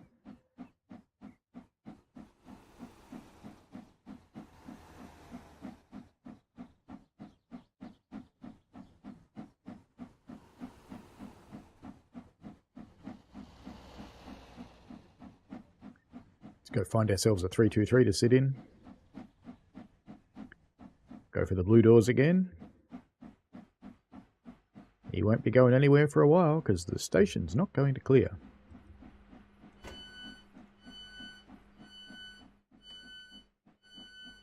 G'day passengers. Looking on our right, facing Bromsgrove, you'll soon see an 8F. The 8F that much more deserves the name Thunderer than the 6P that came up before, also called Thunderer. Doing pretty well, in fact. Lost a little bit more speed just then, but still doing okay. And we've got another one of those people that goes, "Hey, I'm on TV, look, I can look through the hole, look at me." Excellent. Excellent. Alright, you guys enjoy your day. We're going to go up to the top of the gradient and see if he actually makes it or not, because he's not far off.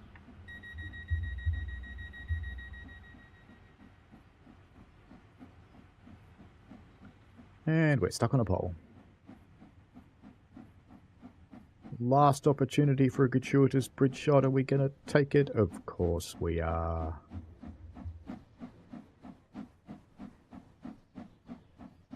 Or 8121. That 75 sign is pretty close to the top of the Licky Bank.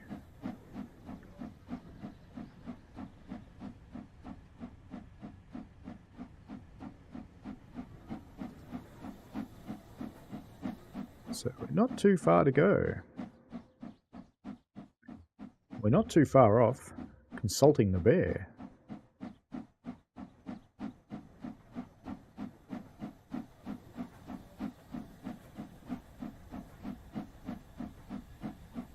I do believe it's pretty much a foregone conclusion at this point that our 8F is actually going to make it. And it's going to make it with slightly more style than the 6P did. So I think it's time to visit the bear. Because the bear knows. Oh, why do you get stuck on collision boxes underneath the wires?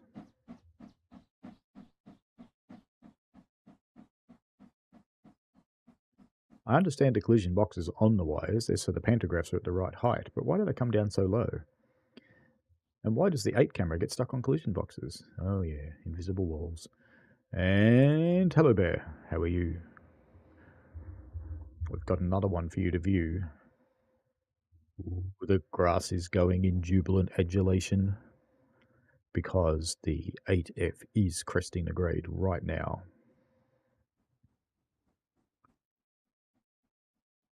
Grass is going.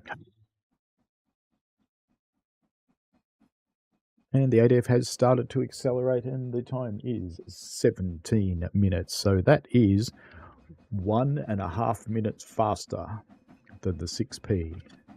17 minutes. Pretty well done, 8F. Alrighty, we'll see you back shortly. We're going to try the same thing with a 4F. Can the 4F lick the licky? The 4F is the brand new loco that's come with Peak Forest, and it deserves a turn as well. Look at the grass going ready for the 4F. Alrighty, video magic. See you in a moment. Rightio, here we are for part 3 with 4F number 44556. It's a little 060. It comes with Peak Forest. It's a powerful little beast. And how many cars do we have? 1, 2, 3, 4, and 5. So we know it's fair. Good-o. Let's get chuffing, shall we? So the time to beat, 17 minutes, done by the 8F. Doors closed. Full forward gear. Cocks are open. Large ejector releasing the brakes. Get a bit of power on. Brakes coming off, and away we go, maybe. Let's watch outside. Let's see how she goes with the start.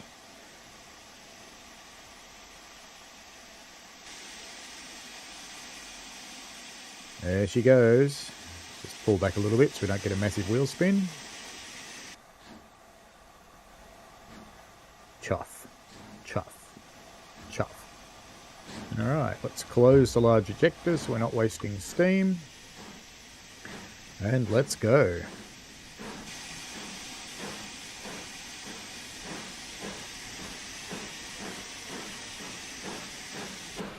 Now we're already on a 1% gradient, so I probably won't bother coming below 60 on the reverser. We could for a little while. But let's just get up as much speed as we can.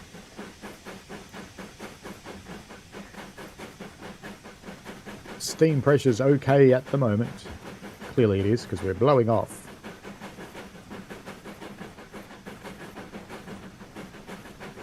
You can see the start of the proper gradient happening up there. We're going to make 20 mile an hour before we get there. We've got about 2 miles to go, roughly, up the Licky Bank.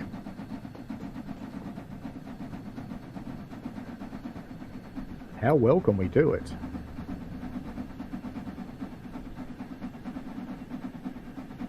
.25 mile an hour, we're getting into the bank proper. We're on the 2.7 gradient. We're still holding our own at the moment. That probably won't last long though. I'm betting. If it climbed the bank at 20 mile an hour, I'd be pretty amazed. Alright, we're starting to lose it, so let's give it some more on the regulator and see if we can make it hold. 72% on the regulator, still losing it. Give it some more reverser. The more reverser you give it, the closer you get to the full forward gear, the more wasteful you are with steam though, really. Alright, 72, let's go up to 80. Oh, she's struggling a little bit. Is slowing down. Faster than the 8F at this point. So it's holding better. Definitely faster than the 6P. Now the 4F has got about the same size wheels as the 8F. And here comes that 323 that's going to interrupt me in a moment. But you can see the eccentric motion in there. There it is, the eccentric motion. And you can see the lubricators and the piston valves. And here comes the 323. Whoosh.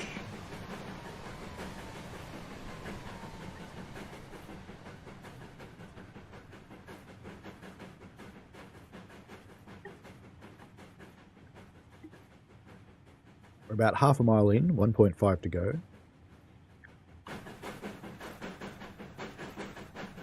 Doing a lot better than both the 6P and the 8F. So you're a plucky little thing, 4F. Keep up the good work, mate. I haven't had to go to 100% on the reg or full forward yet.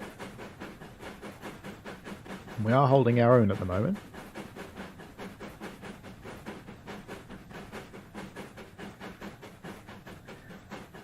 Might go up on the reg just a little and see if we gain any speed or not.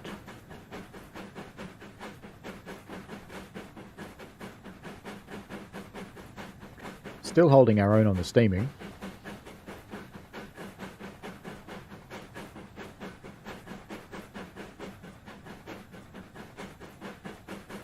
"12 miles an hour, and we're missing a bridge shot. Oh no!" Just made it. Excuse the hiccups. Don't know what's going on there.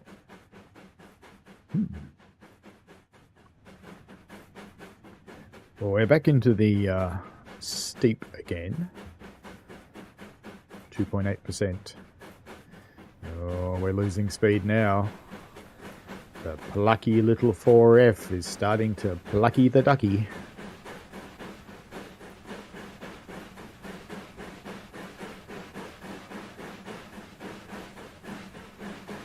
Alright, let's give it a bit more on the reg now that we've dropped below 10 mile an hour. We're still not in full forward gear yet. So we've still got a bit of a reserve in the tank. And we're coming up on Sheepy. So we better go and interview Sheepy, hadn't we, eh? Do the gratuitous bridge shot first, naturally.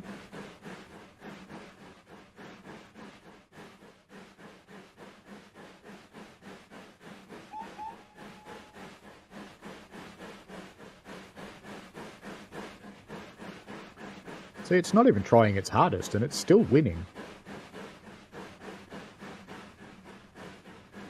I reckon it can do better.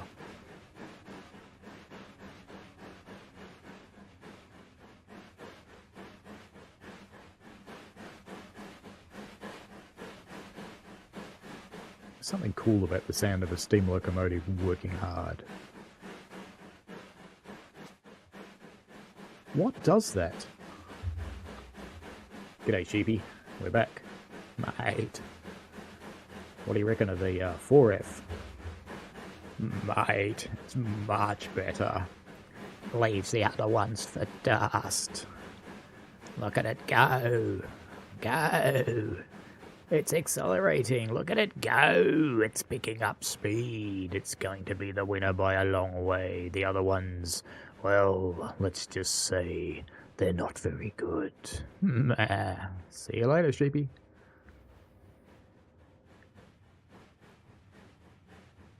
This thing's going so fast I couldn't even finish Sheepy's interview properly.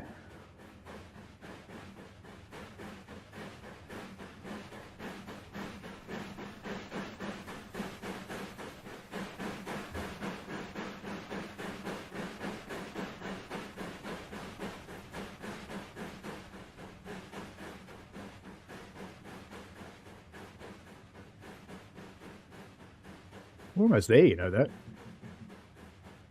0.7 of a mile to go, roughly.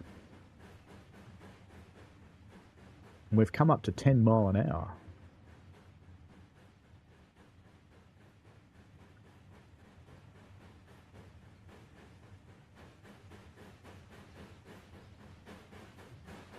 Oops, ran into a pole. Ran into a fence. What's going on? Just running into stuff. Whoa, here comes another 323.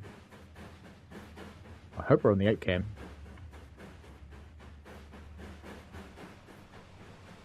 Whoosh.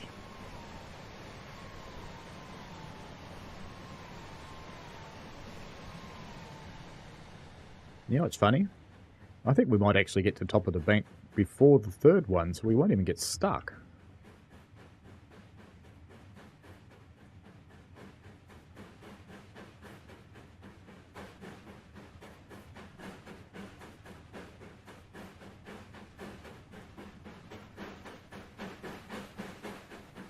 Bridge shot, naturally.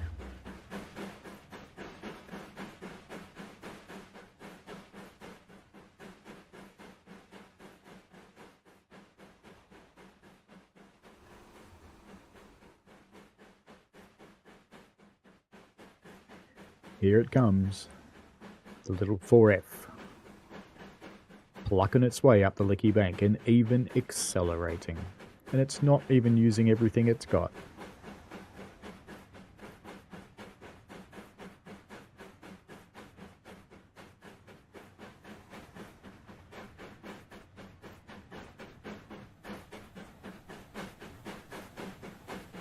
this rate, we might even have to cut the interview with Bears short because we're just not far away.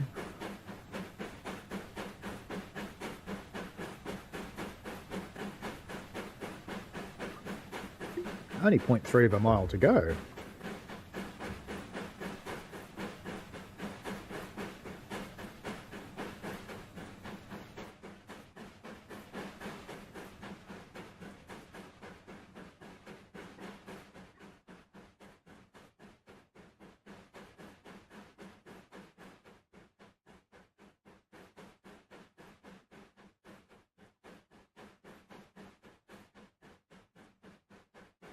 Mile an hour, still accelerating.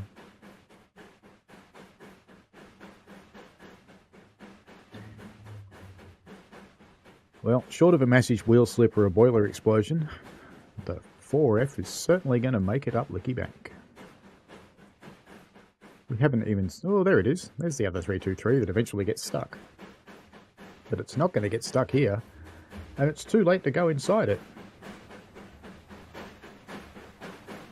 Just have to watch it come past.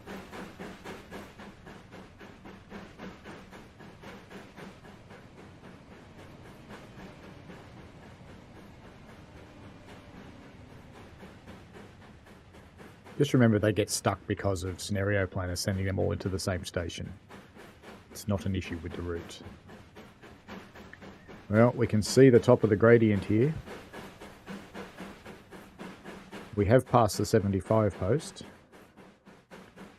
And the top of the gradient itself is pretty much right here at this signal. This one, number BA3600. Which naturally must stand for British Ace, surely. So it's time to interview Bear as the 4F crests the hill. G'day Bear, we're in a rush, sorry. Train's bloody here. And the grass goes wild. 4F crested the grade before I even got to the Bear. What do you reckon, Bear? Bloody ace, mate. I reckon you're right, Bear. It's bloody ace. There it goes, off into the distance. Well, how about that?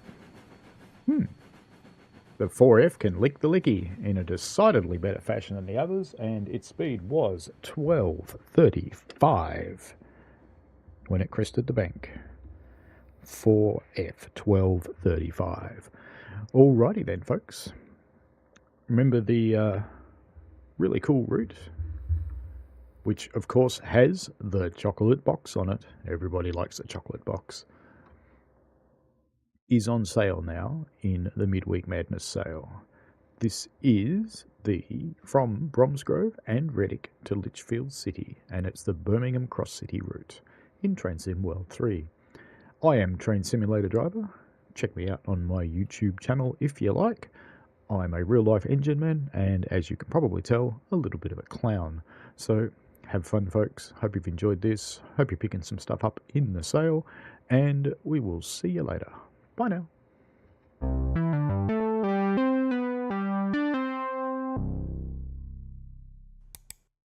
Thank you very much to Train Simulator Driver for that awesome look at the kind of fun that you can have when you make the most of Off the Rails mode, putting Steam together with Birmingham Cross City, a far more modern route. Super good fun, and if you're interested in Birmingham Cross City, it is currently 40% off.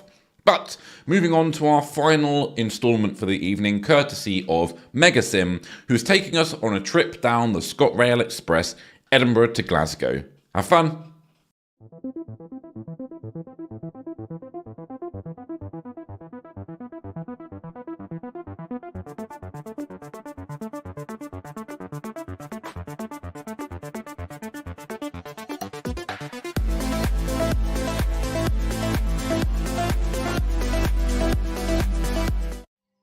Welcome passengers, MegaSim. How are you doing? Hopefully you're doing well. Big thanks to Dovetail for inviting us to the Midweek Madness sale. These streams throughout this week, I don't know when mine's actually going to be put up, so it could be the first one, it could be the last one, it could be in the middle. But today we are looking at one of the routes that are on offer, and that is ScotRail, the Glasgow to Edinburgh. Now, I'm not just going to go to the trains and just pick a route. I'm actually going to use the Creators Club and use a scenario planner. Okay, now Edinburgh to Glasgow, I've got this LNER Edinburgh to Glasgow scenario. Now, I've not fully completed it. Now, this will be on the Creators Club this week.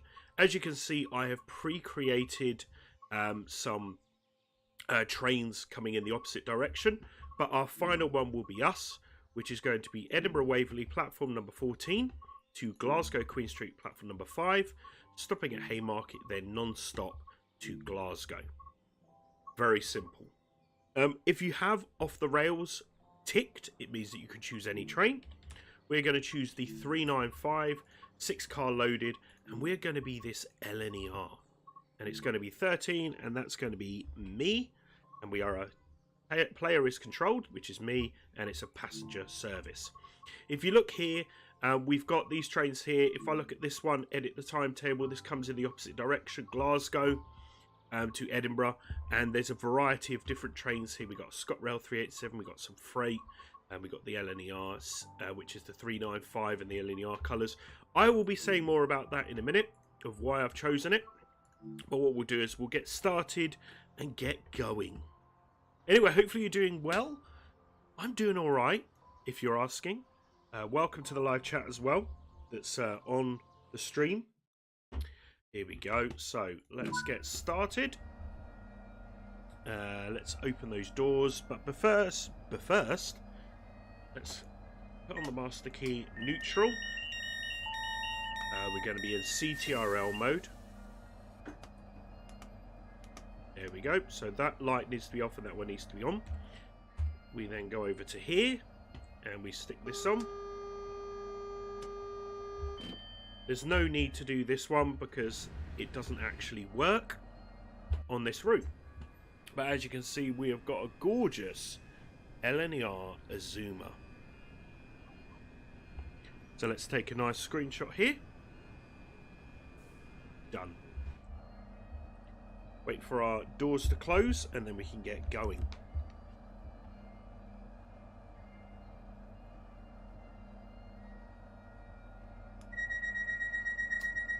What we could do whilst we're here is let's have a look around. So we've got a 385 here. We got another 395 here that's going to be leaving later. There. But yeah, let's get going.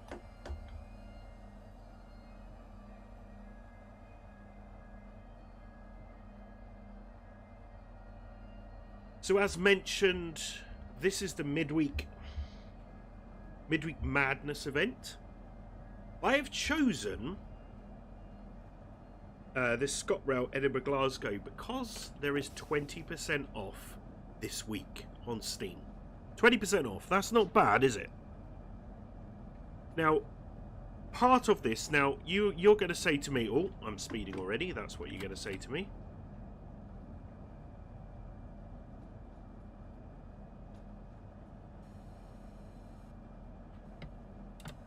Now, I hope I've created this correctly because I'm stuck at a red light.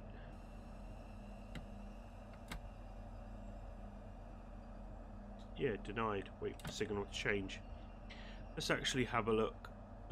We do have a train coming in. That's fine. That's probably why. Now, why have I got this 395? Well, it looks like an 800 because it's a long-lost cousin sister of it. But also, with Scenario Planner, you can use trains that you've already got. Now, if you've got Edinburgh Glasgow, hopefully you've got Southeastern High Speed. Hence the, oh my goodness, I forgot to do the lights. Now that's going to look awful in that screenshot, so let me just take another one. Here we go. Now, let's actually come here. Oh, here we go.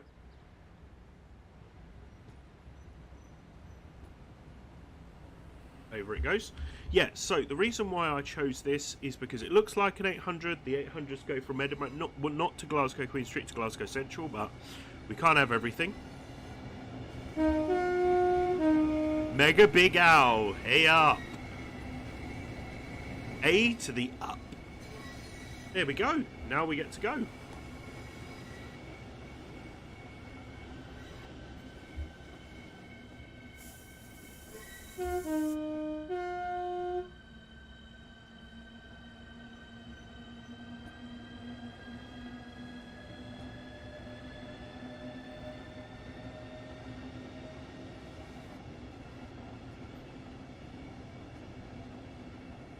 There's the pantograph. Thank goodness.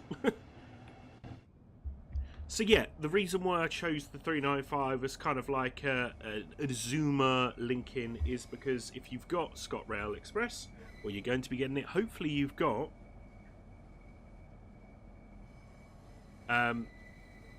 Southeastern High Speed as well, because that's also on offer.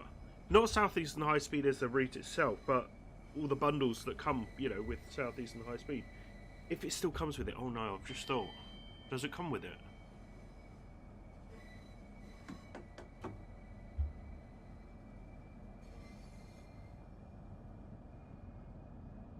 Now that's my fault. Can somebody on the chat just remind everyone? Yeah, if you've already got TSW3 from the start, hopefully you should have Southeastern High Speed. If not, I'm really sorry, but the reason why I've gone for this this is just for the scenario planner, to show you what you can do.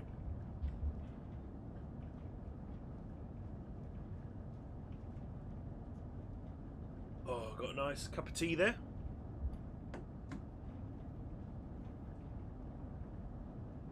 Okay, so coming into Haymarket now.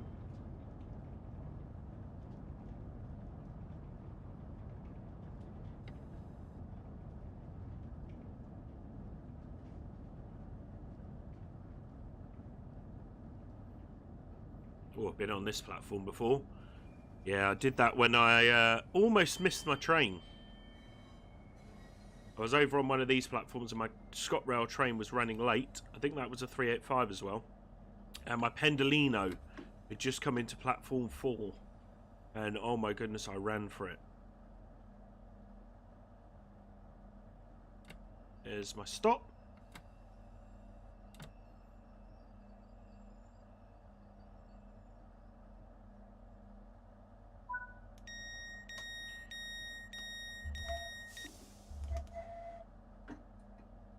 Now, one thing that the Zoomer doesn't have is a depot whistle, which Southeastern High Speed does with the Javelin, probably because of the depots.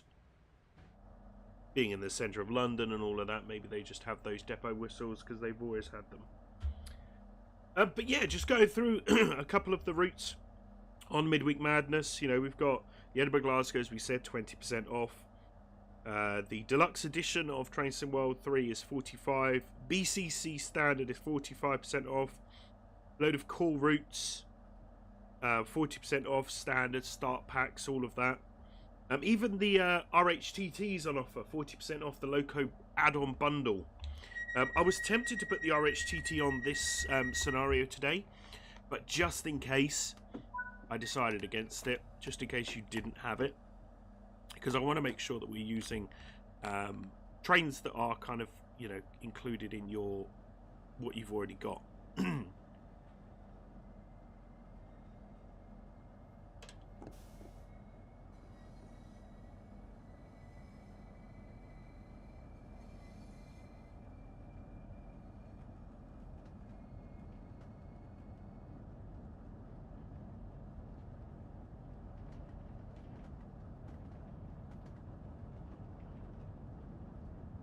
So this is where the HSCs are normally stored.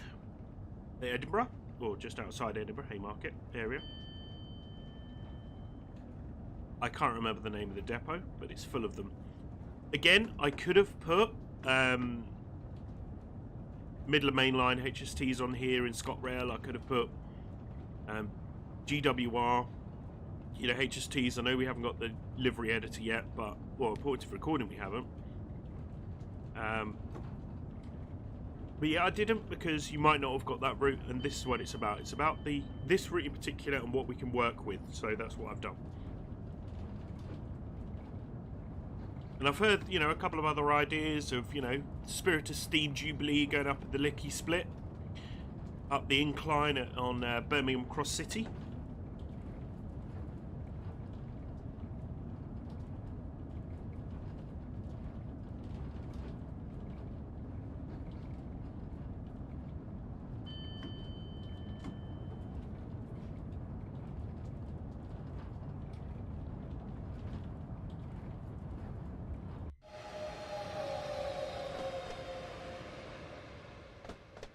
Nice. Yeah, what's your favourite route? What's your favourite route? What's your favourite DLC on Train Sim World?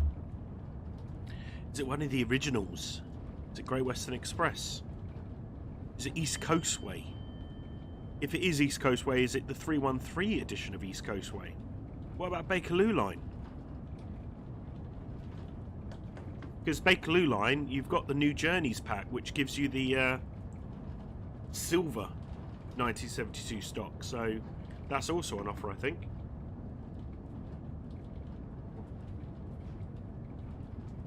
Maybe it's Midland Main Line. Whatever it is, there's lots of different routes, isn't there? You all know what my favourite routes are, so I don't need to repeat them. So who are we going to meet today? So we said that we've preset some trains to come in. Funnily enough, I can't remember if I said it already because my brain's all over the place, but I didn't know I was going to get stuck just outside Edinburgh Waverley for that Azuma to come in. That was really cool. That was not you know, I didn't know that was going to happen. I was worried. I was like, oh no, if I put a train in front of me, that means that I'm just red the whole way. I don't know.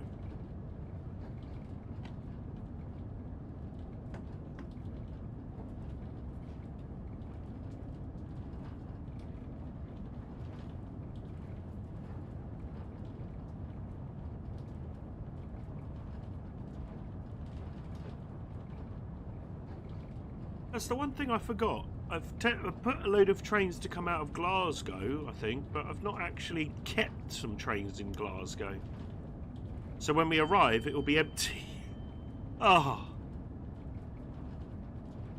That's what it is. So with Scenario Planner, the best thing to do is to put your train going from A to B, but in the middle are all those stations. So what you need to do is you need to get trains going from B to A, but not just... so, as an example, let's have a look at the stations for Glasgow. So you've got Edinburgh Waverley, you've got Haymarket, Edinburgh Park, Linlithgow, Polmont, Falkirk High, Croy, Lenzie and Bishopsbriggs, and then Glasgow. So you can put a Glasgow Queen Street train to Edinburgh and stop at all the stations, but then you get stuck because then you want to know, okay, well, what's the next train ahead? So you then put a train from Bishopsbriggs, then a train from Lindsay, then a train from Croy, then a train from Falkirk High. That's how you do it. So they're all coming towards you, because you don't want trains on the same track going the same way unless you want to be stuck behind red lights the whole time. Which, one of my most popular scenarios I created when Creators Club came out was the Bakerloo line stuck behind a red. Sorry, because I just put a train in front of us. That's all I did. I put him in front of us and we were just stuck at reds and yellows the whole way. That's really cool. But when you're on such a long route and you don't want that to happen, try and get the trains to go in the opposite direction, but make sure you're choosing the right platforms. So for this one, going in the opposite direction, it's mostly platform 1 that you would get on the way back. Okay, not platform 2. I'll be going through platform 2 stations, but everyone else, you know, the AI coming in the opposite direction should be on platform 1. Forgot about the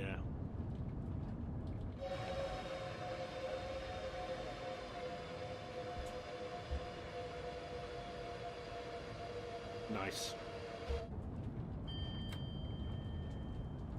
So yeah, that's how you kind of do it. So if you are going to create a scenario yourself, try and put trains in the opposite direction. That really works. Oh, That was Johnny! Hey up, Johnny!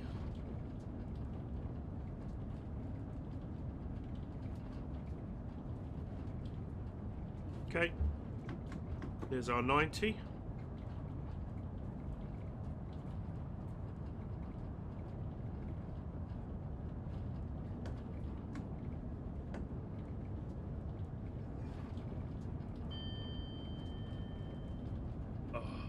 Nice cup of tea there I've got.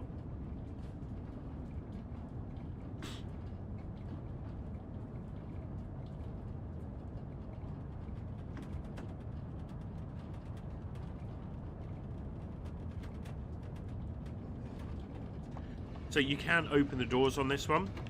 So some of the doors you can't open, but there's no windows, so you can't hear outside noise. So what you've got is you've got the two doors that can be open, so you've got a bit of outdoor noise. And that's why Midland Main Line has outdoor their doors at the front of the HST open, because people wanted to hear. And the GWE HST with the MTU engine doesn't have that.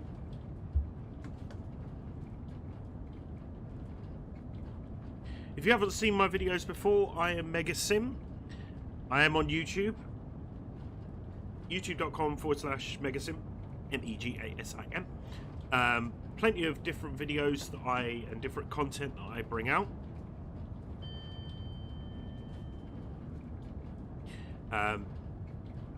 Things around Train Real World is what I call it. So we've got Train Sim World and we've also got Train Real World. So we go on real train journeys. Oh, just give me a sec. My headphone lead was against my mouse, so every time I moved, my mouse moved. So yeah, Train Real World, loads of different train journeys. If you may have noticed, last week I posted a video all about the move of a power car, an HST Class 43 power car, 43025. Moved from Ely, where Angel Trains are based, one of the places I think, all the way to Ruddington, to Great Central Railway Nottingham, part of the 125 group. So go and take a look at that video, it's really good. So, you know, we're following it on the route from the A14, M1, A453, etc. To get all the way to Nottinghamshire from Cambridgeshire.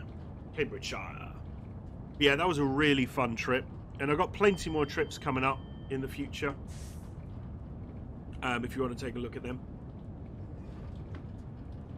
Plus Train Sim World and Tram Sim as well. I could talk about Tram Sim because, you know, Tram Sim console has been released by Dovetail. It wasn't created by them, but they had the console rights, you know, to help out and promote that on the console.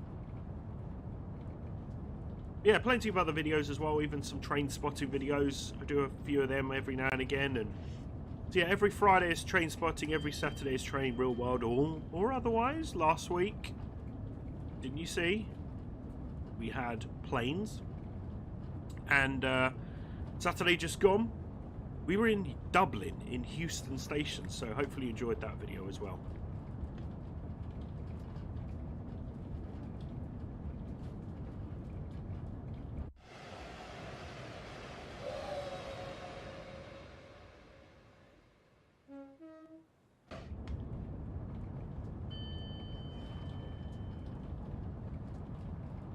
We've got our own Discord server as well, so if you want to join that, come along. We've also got a little channel in there about channel ideas, so if you can think of any ideas of, you know, videos and different things that we should do, let me know in there, and yeah, we can try and do that. Could be some scenario that you've created, or some livery, or it could be a route, or something that you like. You should really go to ABC and 1, 2, 3, and, you know, do it like that.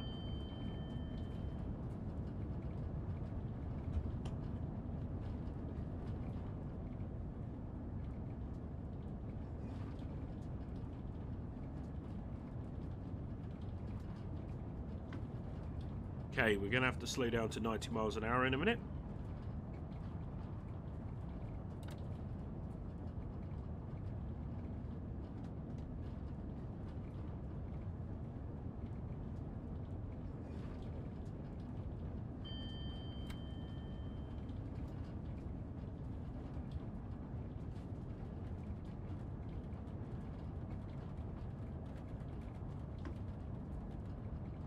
Yeah, it's a nice route, this is.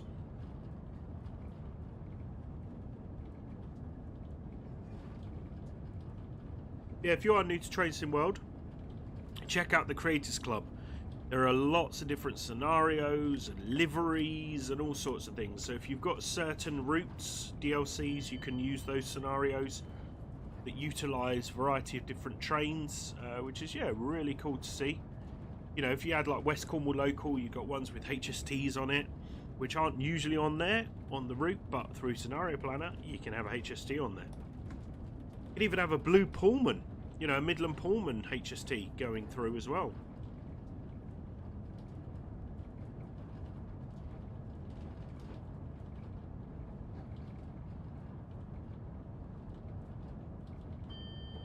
Bling! There's 100.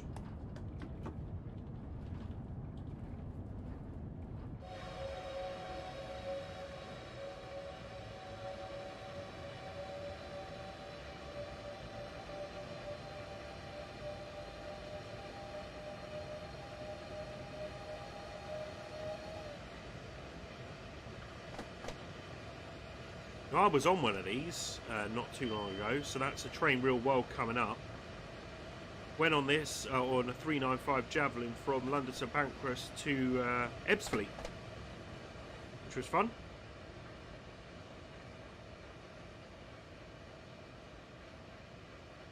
I do like using the controller joystick on this, which makes it so much smoother.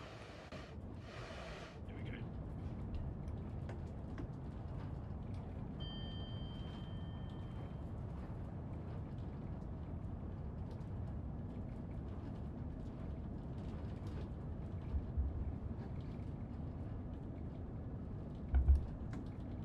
Right, let's start slowing down.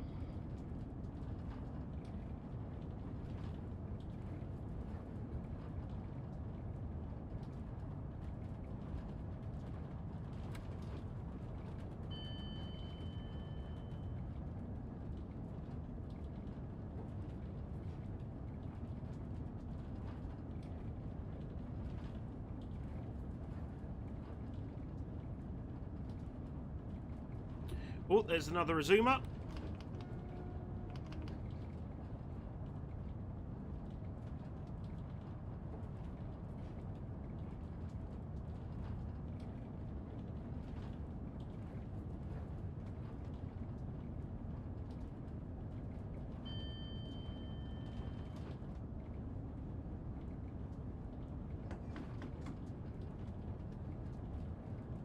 And up a bit of an incline here.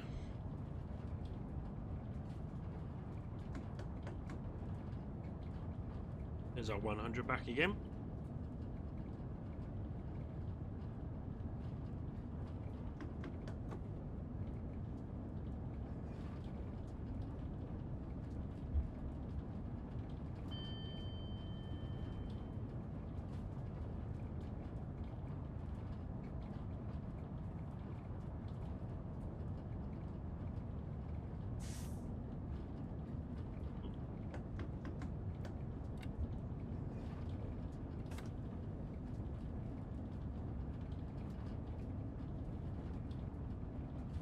Well, there's our freight train. That was quite a short train because that was the longest train I could get at that station for a freight. So there was only like 4 or 5 wagons on that.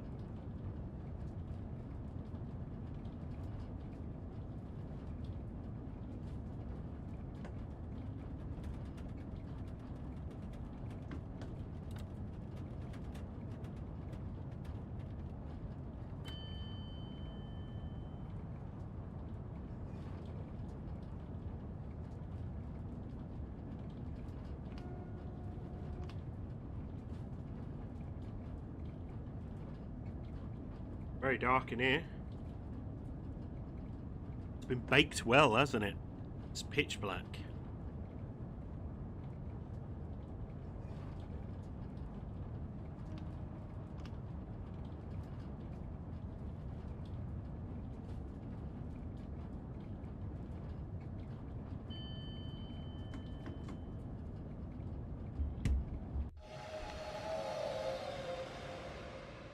So where are we now? Let's have a look. Falkirk High. Okay. Let's have a look. Falkirk High. Yeah, so we just got Croy, Lenzie and Bishop Briggs left.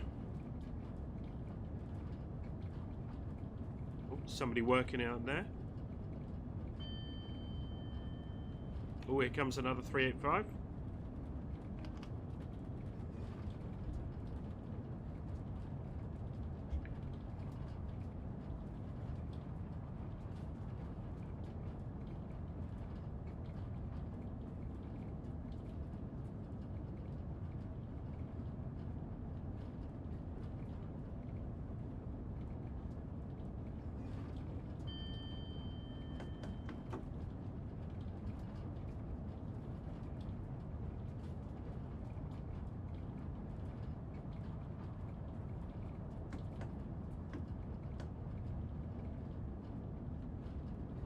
Thing is that this train has got two types of engine. You've got the CTRL and you've got the third rail. And it's kind of like the Exuma, because the third rail is like the diesel. It's not as powerful as the CTRL, which is the overhead. CTRL stands for Channel Tunnel Rail Link, which is now High Speed 1. But on the train, CTRL. But yeah, DC is the third rail, so there's not as much power on that. Be quiet, Siri.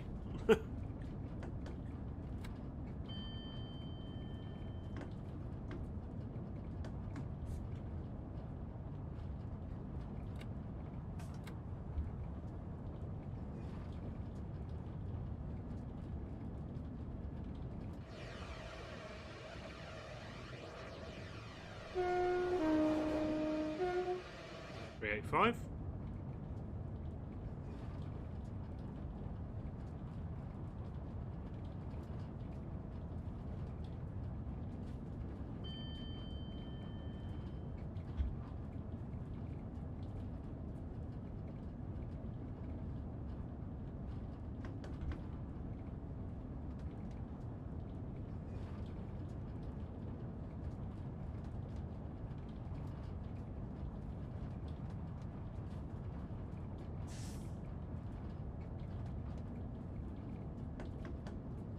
There are lots of questions I would love to ask you, but I don't want to get told off by the live chat moderators. What's going to be your... Well, I say what's going to be.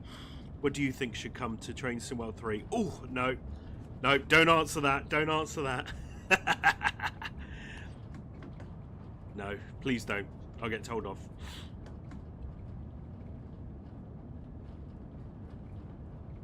I say I'll get told off. You know what I mean.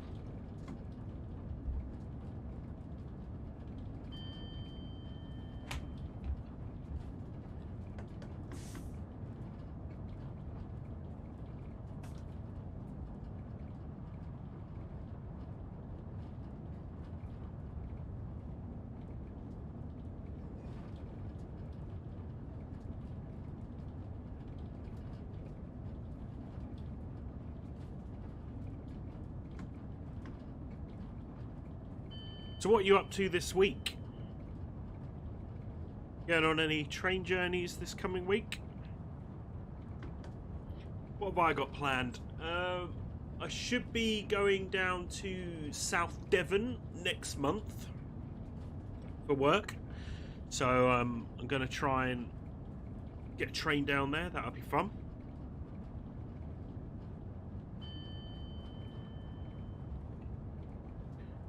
You never know, could be on the HST whilst I still can. Cross-country HSTs going in October.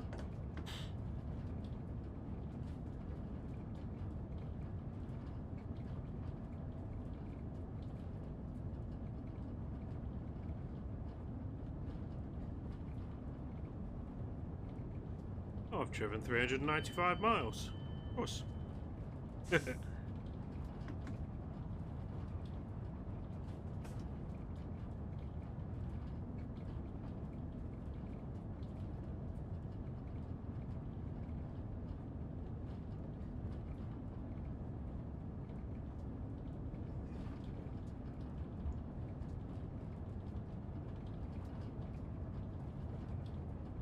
Right, 12 miles till we get to Glasgow Queen Street.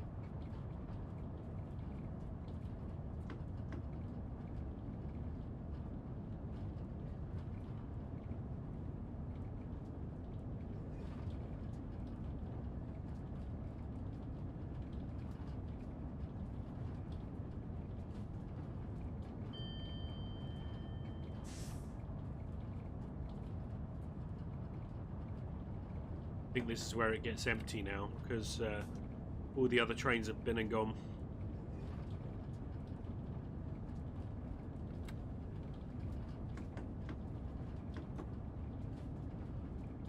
Look at that. I would love to have seen this being built back in the day. Explosives, possibly, to create that? Yeah, probably.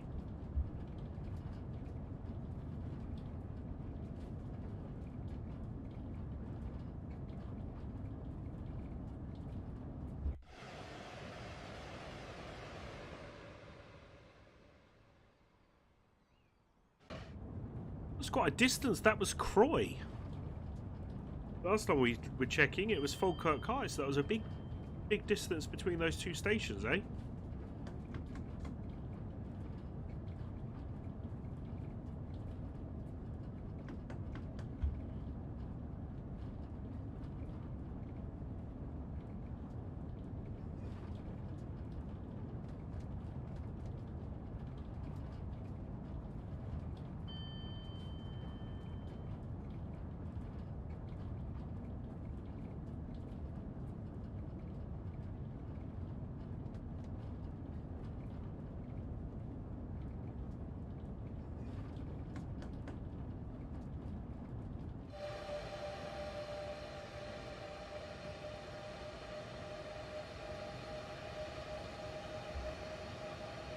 Now, I could have put 314s on this as well, because they're ScotRail, but again, just thought of them.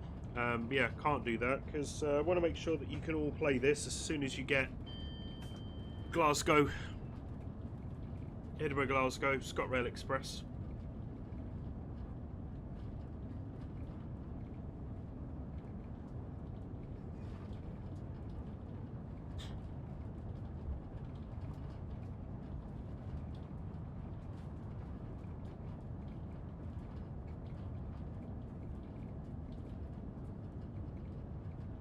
So what you are able to do is, look, if I do that, look, I can move this over to the right hand side or the left hand side. Cool, eh? Wonder if you knew that. I probably said it on a previous video. And there's the depot whistle, which is also B on a keyboard.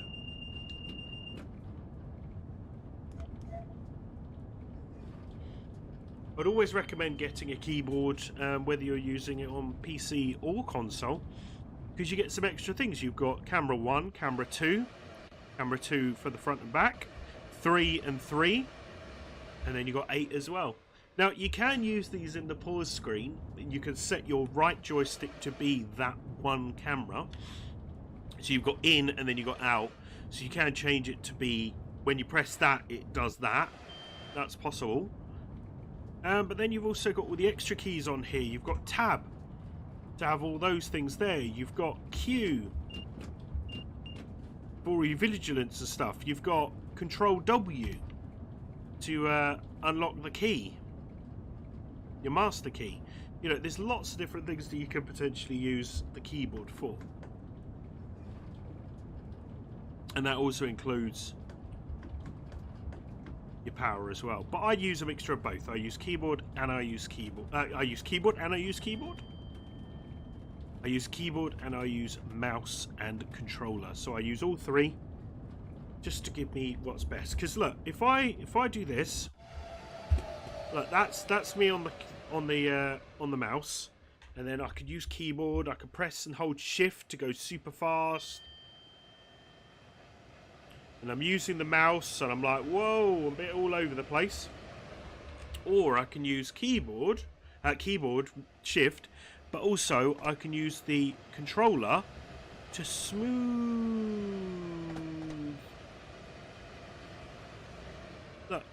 Well, I know I'm going all over the place now, but you know what I'm talking about. You do it smoothly.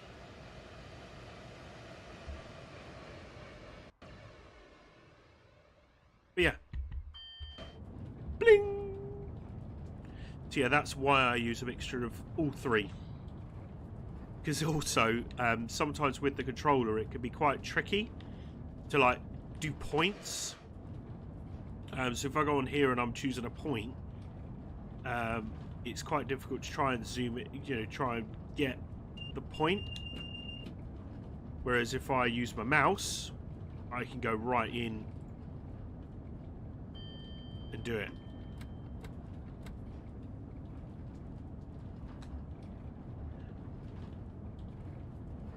But yeah. Use a mixture, that's what I always say. If you're on console, get a keyboard. If you're on PC, get a controller as well if you haven't already got one.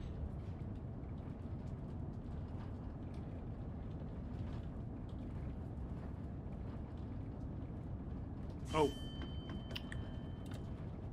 Forgot about that speed decrease. Speed restriction.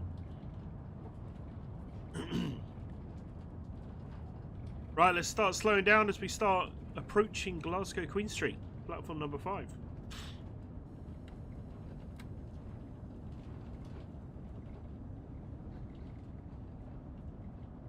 Just paying more attention to showing you guys what different things we're doing.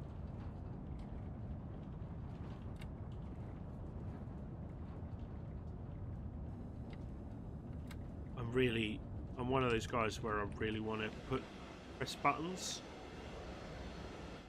Oh, again, I should have seen that speed restriction. Am I going to get a gold medal for this? Possibly not.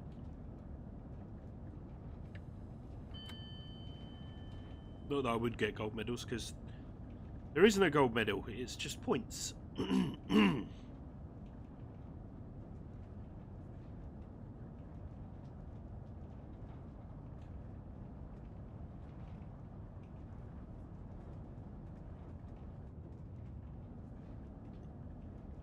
Yeah, you got some bits there, which is quite cool with the depot there. Yeah, we're coming down here towards... Well, I was going, look, it's empty, because I stupidly forgot to put some trains in there.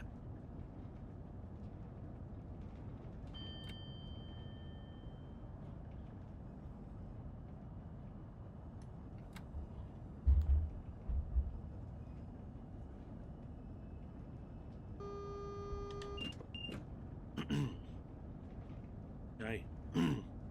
Excuse me. So no, thank you so much for watching this video. Hopefully you're going to enjoy the rest of Midweek Madness. Subscribe to my channel if you haven't already. MegaSim is the channel. Lots of different videos to watch. Social media links also are available. Yeah, coming into Glasgow Queen Street. We've got a yellow signal now.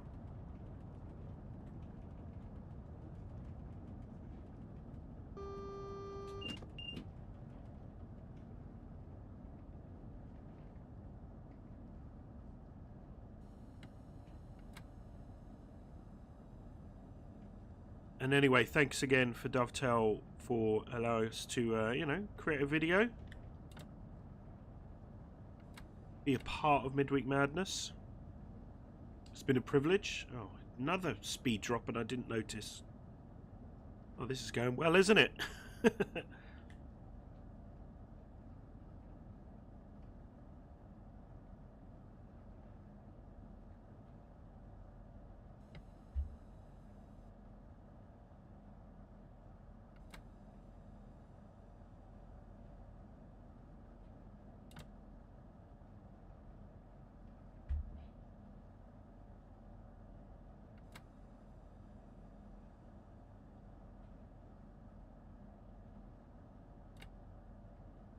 To brake.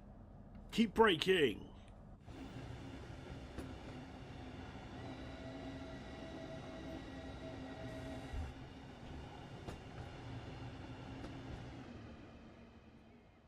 Let's go here.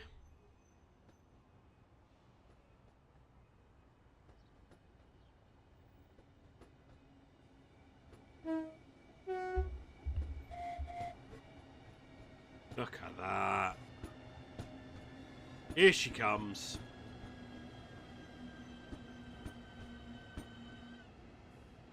Let's do a train spotting thing. Run. Shouldn't be able to run faster than this train. Look at that. Nice station. Not as good as Edinburgh.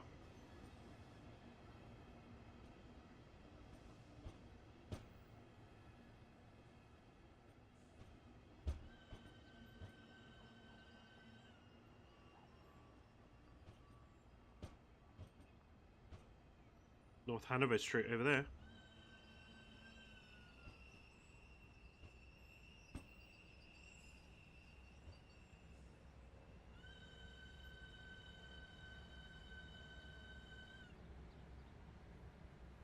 Nice with the shadow of the canopy.